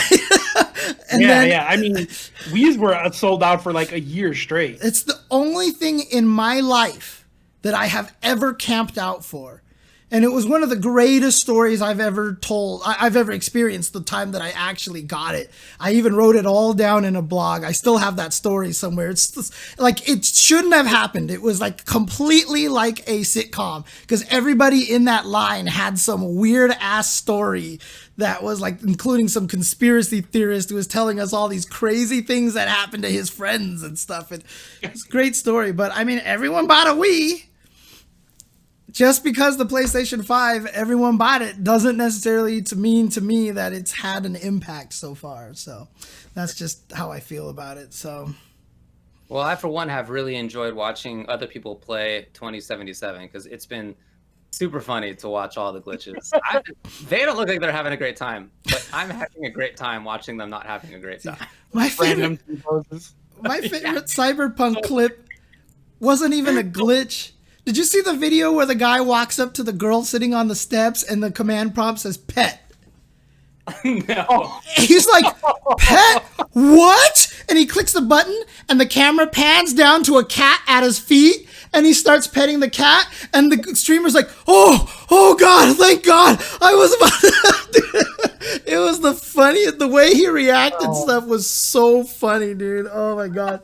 Such a good clip. My favorite is the one where the guy gets into the car accident, which I guess is like about 50% of all of them. That's the beginning of it. And then when he gets out of the car and he goes back to one of the cars that got into the car accident, and the guy in the car is actually teleporting above it and sitting there, and the guy says, "Hey," and then his head explodes. So, it's all perfect comedic timing throughout the whole thing. Oh my God, I need to find this clip, dude. I need to find. If someone has it in the chat, please post it, dude. That sounds amazing. That's so many good clips. All right. What's your number two? Number two for Random Select Award. I want everybody to pour one out for the Smash Code of Conduct panel, which closed down late last year. That sucks. It's super hard to do. I was saying earlier, talking about how I had Eli as one of the people, FGC Members of the Year. Having a Code of Conduct panel is really hard. It takes a lot of work. It's a lot of like really emotional stuff. You find out about really bad things, and you have to keep those secret. And that's really hard. It's just a hard thing. And it's not like one of those jobs where it's like, sometimes you find out bad stuff, but other days it's cool and you help people. This is just like finding out about bad stuff constantly. And then when you then announce whatever your decision is, then you get ripped up more because nobody's going to be happy with it, or a lot of people aren't going to be happy with it. And since you can't divulge some of the details, important reasons for your decisions just aren't out there, and everybody's mad about it. It's just almost a no-win situation. And they tried it for a couple of years, and it really did take a toll. Yeah, absolutely. They one of the people involved with it had a blog post talking about how much it was just very difficult for them to do, and they gave it up. So that's hard, especially after a year in which so many bad things came out. From prominent people too. With so many bad things, and I'm sure I don't know a lot of them even, right? A lot of them probably just didn't even come out, and they had to know those things in great detail. So that must have been really hard. Yeah. And it's going to be, I mean, it's hard for the community to not have people who are willing to take on that role, because it's a lot of work. It's really hard work, but it's really important. We need that. We need that kind of thing. especially after this year. So and it's going away I too. Yeah, they closed it down. Yeah. So that's that. Okay. All right. Oh shit. My number 2, I just wanted to give a shout out to all the online TOs out there holding it down and, you know, keeping the dream alive for tournament players everywhere. Running online tournaments is arguably harder than running offline events. It's really, really hard to wrangle. It's like somehow harder to wrangle people when they're at home to play their matches and report their matches. And I mean, we've been seeing stuff like people cheating and entering twice and et cetera, et cetera. So like big ups to those guys that are doing this for literally they're not making any money. They're doing this because they want to, because they want people to have a place to compete in a time of COVID. So just big ups to all the online TOs out there. Yeah, I mean, the hardest thing about it too is that because, you know, what we talked about Matcherino before, what they provide, because you can't have entry fees for a lot of these tournaments, a lot of people sign up for tournaments and then because they can, because it's free, and then they just don't show up. Round 1 of online tournaments is just like the giant, it's like a freaking Dairy Queen franchise, dude. There's so much DQ going on, like you just can't even imagine. Like every time we run any tournament, you just have to blast through the first round of like, okay, half the people aren't here, and then move on. It's rough, dude. Oh man. All right. What's your number 1, I should say, James? My number 1, you guys both already mentioned Matcherino. Because of what they have done for the community. One of the things that, you know, you talked about how they, Tubo, that how they were trying to become the new everything. One of the most important things is that a lot of small tournaments can't get sponsors, right? You just can't get a sponsor because you're a small tournament. Well, what if there was a go-between that says, you know what, if you need these many eyes, it'll come between many different events. And so they kind of become this divvier of sponsorship so that all these companies like G Fuel are like, hey, let me sponsor this. Here's money. And then Matcherino's like, all right, this event is big. You get this much. Hey, this, get this. Hey, they retweeted your stuff. Here, go do this. You know, go do that. And so they've created this great system by which small things could actually benefit from it. Like I said, I mean, I was talking about how easy it has been for me. You know, someone wins my SoCal distancing thing, I just click pay out and the guy has the money. And like, it's so easy. Like, I don't have to do any work. You know, it's crazy. It's really awesome. It's really, I think what they've done is amazing stuff. And I really do hope that they do become one of the big things. I mean, I've used their bracketing system. And I use it for SoCal distancing, and I keep giving them feedback and stuff like that. I'm trying to help them. I was gonna say, is it actually good software? Like, is it? It's okay right now. Comparable to like Match EG, or it's serviceable right now. It can do what you need it to do. Obviously, it's brand new. It's still in beta, so there's a lot of things that they need to add to it. But that's, you know, it'll get there hopefully as long as we keep giving back this kind of feedback to them and stuff, which is one of the reasons why I do use it. I mean, even for the Matcherino Cup for Super Turbo, I had to record a clip of myself basically, you know, promoting G Fuel, and I did, and that tweet got added to Matcherino as something to one of the sponsor quests. If you retweet this, you help up the pot. And I got a chance firsthand to see how well that worked. That thing got retweeted a lot. That thing got retweeted a lot for a long time. So I was like, whoa, okay. So all these people are definitely adding, you know, stuff to their prize pool. And I think that's really cool. So are you okay there, David? Somebody just posted the clip that I was talking about. Alex posted it in he got it. Nice. I put it in the in our Discord, James, so you'll have it there. Okay. Awesome. Hey, thanks for the sub, Tyler. Much obliged. Thanks for watching. So my number 1 is also shout outs to all the online TOs. Y'all made the FGC basically work this year. Thank you very much. I think you guys have both talked about that quite a bit already, so I'll let your words do the talking here, but thanks a lot. My number one random select award goes out to Fat Cat 321 for literally buying this microphone for me. And the boom arm and everything. So big ups to Fat Cat for hooking me up, man. I really appreciate it. I don't have to use this shitty mic anymore. I have a real professional quality studio sounding mic. So big ups to Fat Cat for supporting UCTV. We appreciate it. Yeah, he donated a lot for that computer fund as well. So yeah, that's true as well. Fat Cat living up to his name. Yeah, seriously, that was much appreciated. And you sound good. Sound good over there, Tubbo? Do my best. All right. So we move on to our final category, unless James is currently watching the Cyberpunk clip. No, no, not yet. I'm gonna save it for the afterwards. So okay, it's really good. Anyway, all right. So our personal FGC resolutions for this year. Interesting.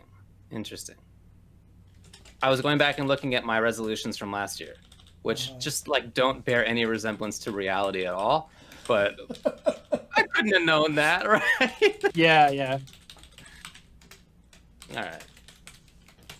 If I'm not mistaken, I want to say that one of yours from a couple years ago was to do commentary lessons, though. So it was actually last year. Yeah, that was my. Okay, well, you're doing it in 2021. I started my first couple lessons were actually in 2020. They were at the. Hey, there you go. There you go. Perfect. That's been great, by the way. Thanks to everybody who's been taking me up on doing commentary lessons. It's been a lot of fun to do the lessons.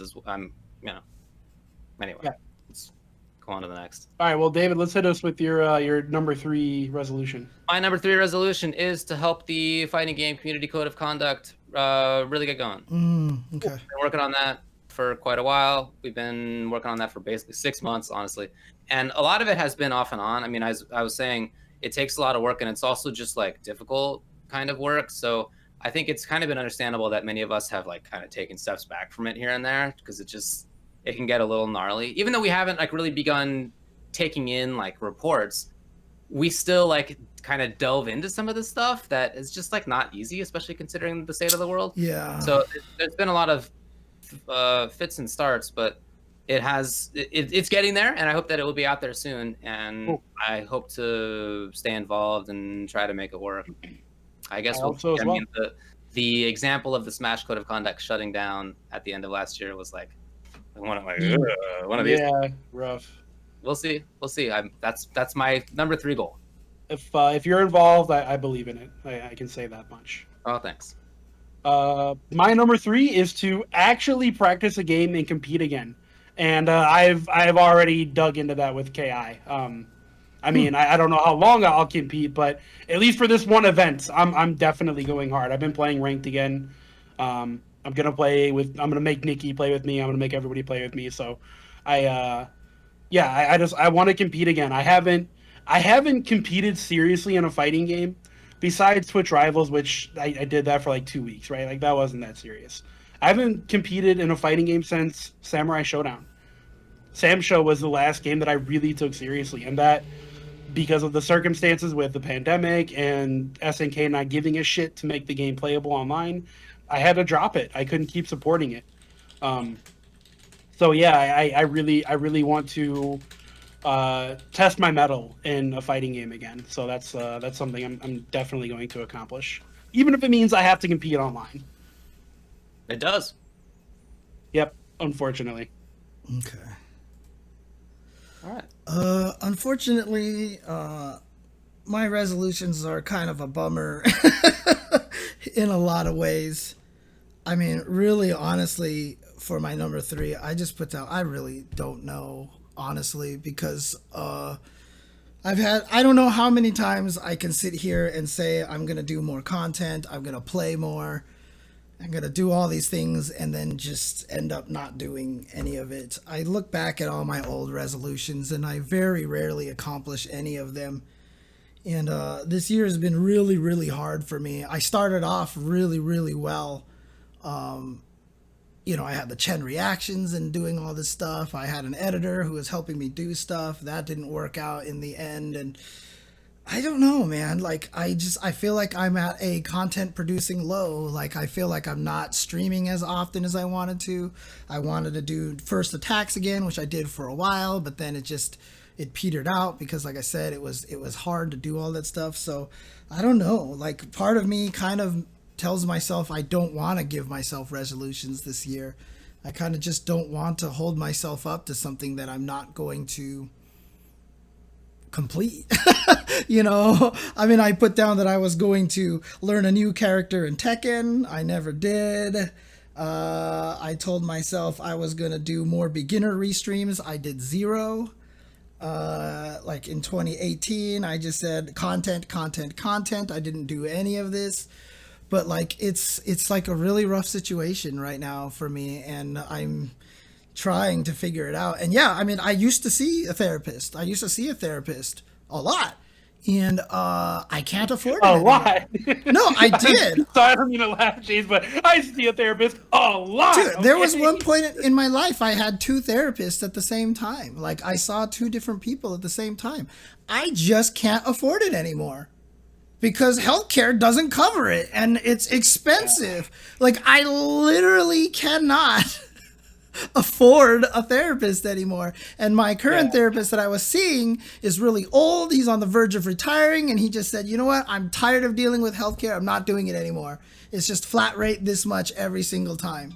So I literally can't afford it at all. So I'm kind of in a really bummer situation.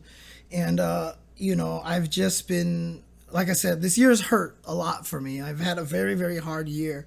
And so I just don't even know if I want to put any resolutions for myself. Having said that, I do have a number 2 and a number 1, but we'll see how that goes. So. James, I love you so much. You know what? I don't know if I want to do this, but I did it anyways. Yeah, basically. So. Yeah, I was going to suggest like just having something that you're sure that you can do. I mean, I used to do that myself when I had major depressive episodes. Just like try to set a goal, and it was like brush my teeth. Yeah. Like, I mean, I don't mean to say that like you're in that kind of situation, but like I've been there before of like kind of really minimizing it, and I felt like that helped me at the time. Yeah. Anyway. I mean, like I said, I tried to.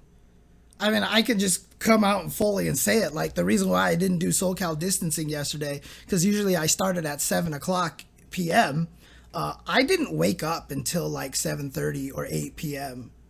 So because my sleep schedule was so messed up, like that's just how like my whole life is right now. I'm just like not sleeping in the right time and everything, and it's just I can't figure out how to straighten things out. But we'll see what happens. Yeah, so. I think I don't know if it's on your list or not, James, but I think the first thing you should put on there, man, is fix your sleep schedule. Yeah.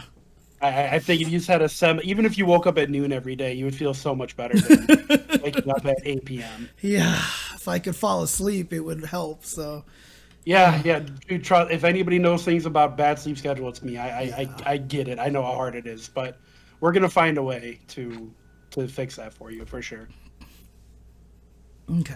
Anyways. Okay. Where are we at, David? Yeah, it's my number 2, and mine actually is more content. That hasn't usually been mine. It was mine like a few years ago, and then I was also in a gnarly place at that time, and it didn't happen. But that is my goal. So my goal is to stream every morning that I don't otherwise already have. Like, law has to take preference for me. Like, my career has to take preference. So if I have some meeting in the morning, I will do that. If I have a contract that's due, like at like that day, I have to take care of that first. But other than in those situations, I want to stream every day. That's my goal this year. It's to do that every weekday, I should say. That's my goal. Mm-hmm. And I want to have the Show You Can scrimmages every week that we could do it. I think that'd be great. By the way, you nerds, you guys often say, oh, we can't do it because one of us isn't available. Oh, you know, you have a third member that knows Street Fighter V as well, by the way. You can always just ask me to fill in. You want to be involved in Street Fighter V? If look, man, I just want to make sure that you guys are running your content the way you want to. Buddy, I'm trying to be a good friend, all right? You are being a good friend. We're trying to move him to Friday. We're trying to move him to Friday. Yeah, Friday is the goal. Oh, okay. Yeah. I see. There you go. That's my. I don't hate Street Fighter V. I don't hate it. I used to hate it. I don't hate it. I just think it's okay. You're into it. I just think it's okay. You're into it. All right, go. Number 2, and speaking of stepping in to do some Shoryuken scrimmages, I want to commentate more consistently. In 2019, I kind of made a declaration that I was back. So for those of you that don't know, throughout 2017 and 2018, I was dating a girl in Scotland, and I had all but given up commentary because who the fuck commentates in Scotland? And I was planning to move there. So I essentially gave up my dreams, I guess you could say, for this girl who ended up dumping me as like we were making plans for me to move. So that put me in a real shitty place in terms of like mental and also, well, I built this commentary career and it's gone. Now what? 2019 came along and I kind of bursted back onto the scene. I was active. I did a bunch of events, and then 2020 happened and we all know. Yeah. I did commentate some stuff in 2020, but it was sparse and it was kind of random and here or there. So for 2021, I want to be consistent, even if it means I don't necessarily get paid. I want to do more events. I want to commentate again. I miss doing commentary. I've hopped on Wednesday night fights randomly and stuff in 2020. I'm just gonna do what I used to do and force my way onto the mic more often. I'm just literally gonna throw my I don't know the word. I'm gonna throw my dick around and say, look, I'm Tubware. I'm on the mic right now, and that's how things are gonna go. So yeah, I want to commentate more consistently in 2021. Okay. Sounds good. Like I said, I apologize that my personal resolutions are full of really kind of downer stuff. But 2021 has not started well at all. I did want to take an opportunity to give a shout out to Mr. Jonas Neubauer, the 7-time Tetris champion, who was basically, he was just basically the champ. Daz player passed away last week from, they're not even really sure.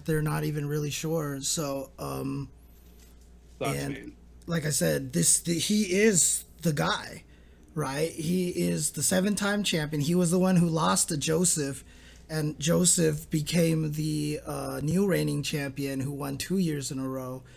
But like Jonas this last year, who was probably the greatest Tetris Daz player of all time,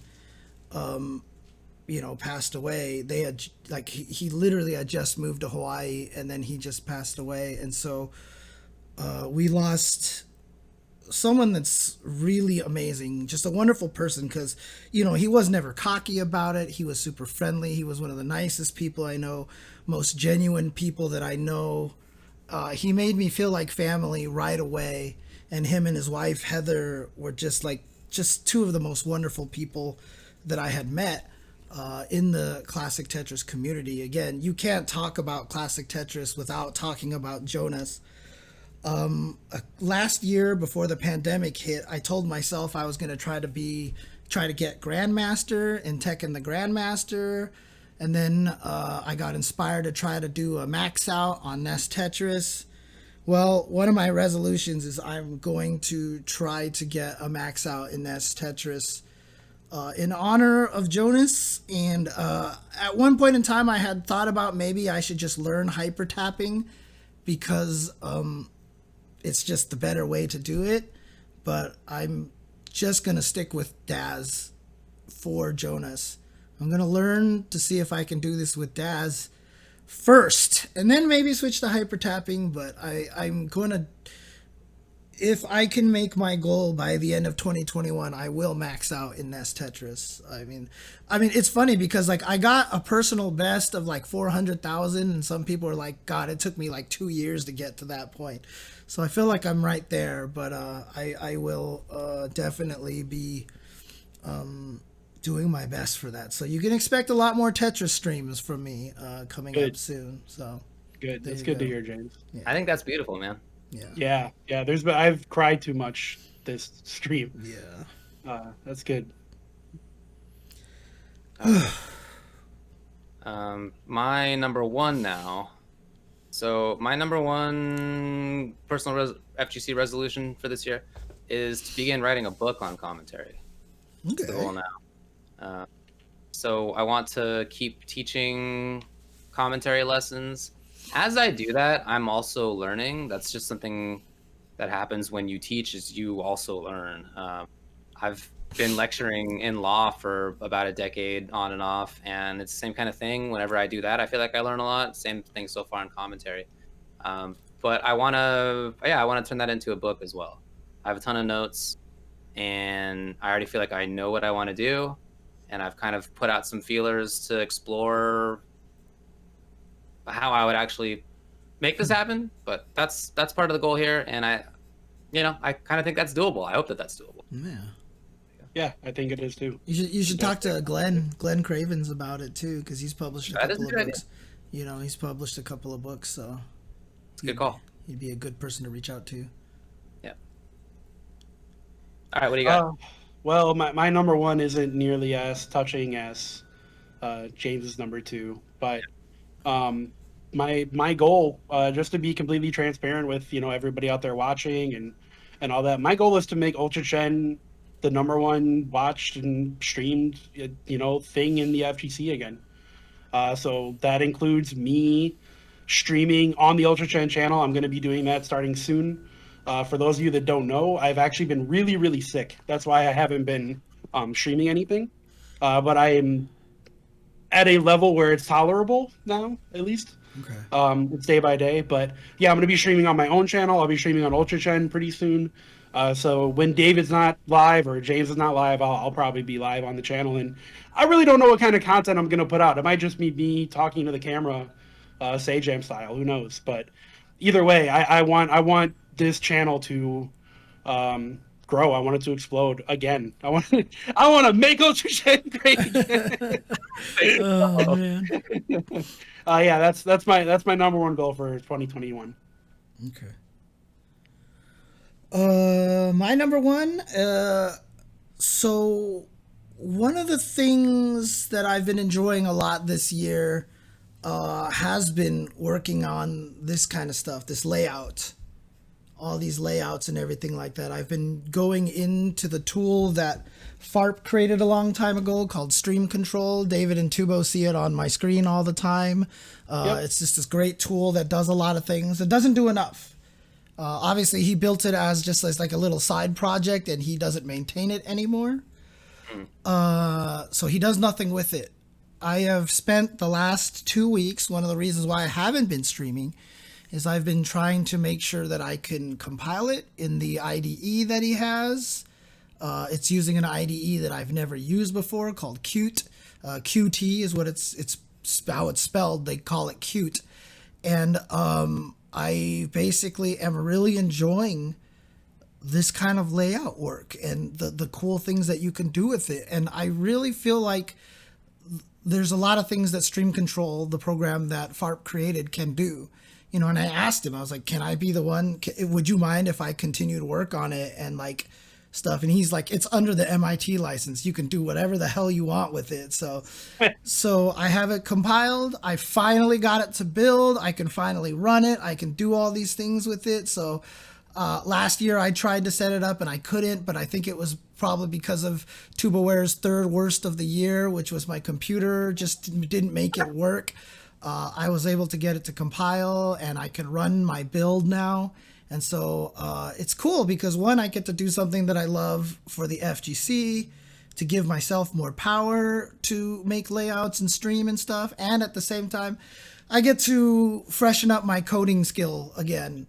Remember how to code and remember how to code in C++ and stuff like that. So, which is going to be really hard because I'm so used to Java/C# that going back to C++ is going to be very hard for me, but I think it'll be a cool project to work on. So if I'm not streaming a lot, that might be the reason. I may also see if I can try to actually do some Unity learning streams this year, just to kind of tie in with the coding stuff, but we'll see how it goes. We'll I was going to say, man, like you should stream that stuff. Like people like watching. Oh yeah. I would definitely do that. I would definitely stream myself learning Unity. So. I like watching streams like that. It's just like relaxing for me to hear other people doing that kind of stuff. Yeah. Cool. So there you go. So got to remember how to do all this coding stuff. And it's cool because I look at it and I understand a lot of what's going on in the code, and I miss it. And I see a lot of things like, man, it would be so much better if I refactored it to do this and da-da-da-da. And that was where I got the most joy out of my last job, was when I worked on the stuff that I created and I could figure out ways to make it work better and stuff. And that was where I was fascinated. And every time I created something cool and new, they would move me on to something else and make other people work on my old stuff, and it made me sad. So hopefully I'll be able to, no one's going to be able to take me off of this project. So Zygon, pressure David to do another one so he can build me one, because I've been waiting on my split box for a long time. Oh, the split box stuff. Yeah. Last year, one of my resolutions was to start selling the split box, and then the company that did the laser cutting shut down for a good chunk of the year. Yeah, it makes sense. That wasn't going to happen. I think they're back up. I think it's been fine for a little while now. It just hasn't kind of been on the forefront of them. Okay. Well, you let me know. Put me on that credit payment plan, and I'll buy a split box from you.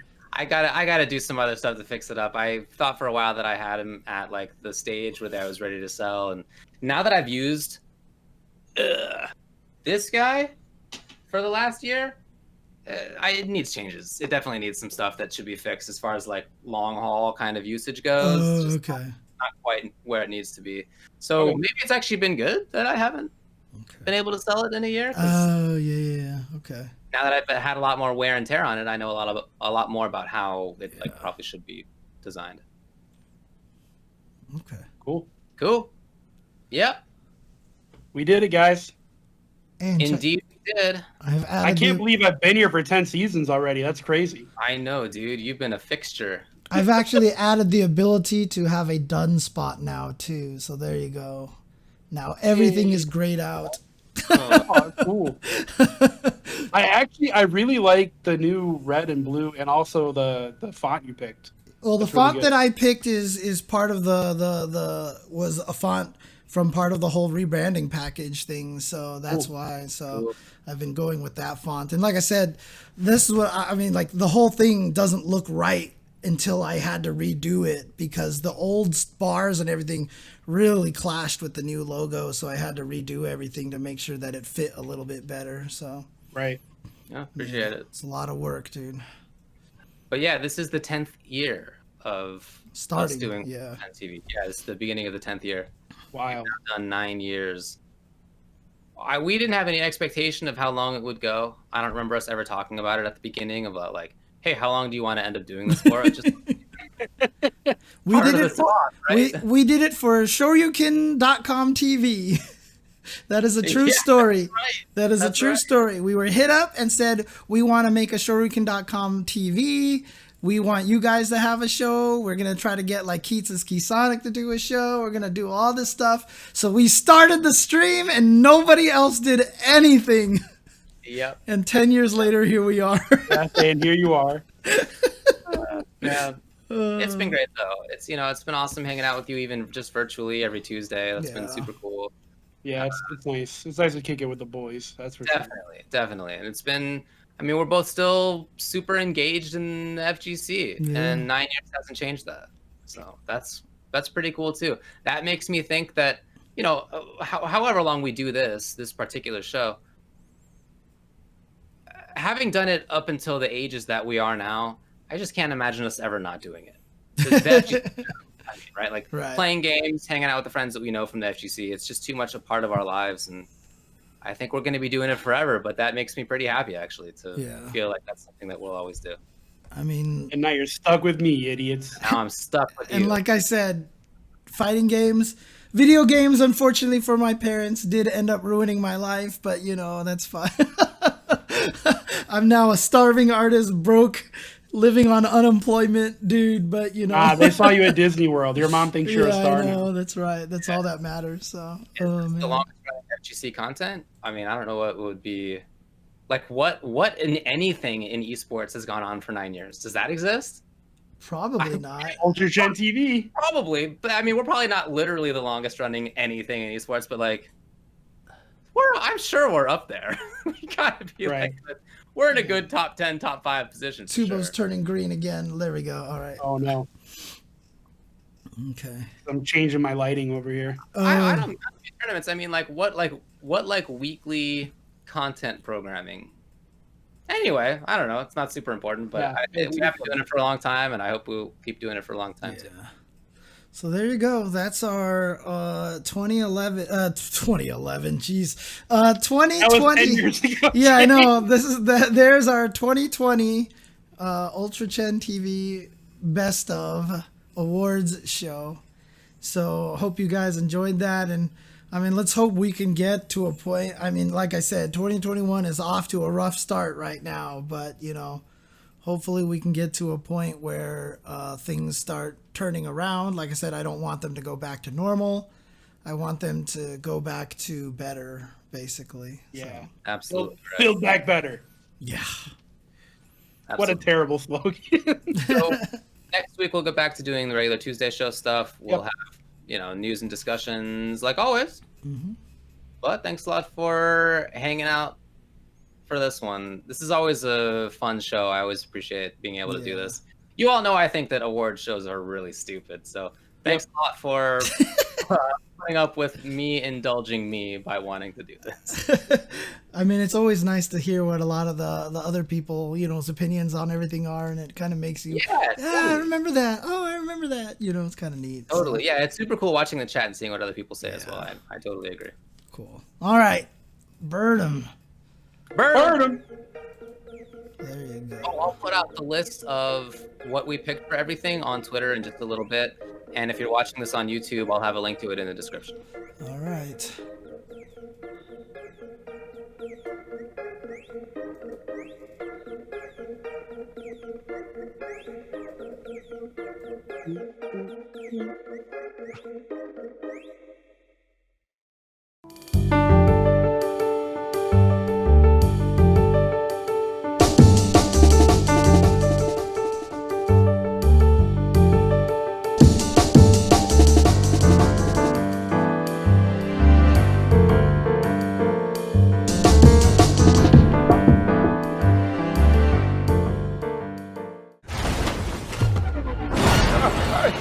I got kids, man.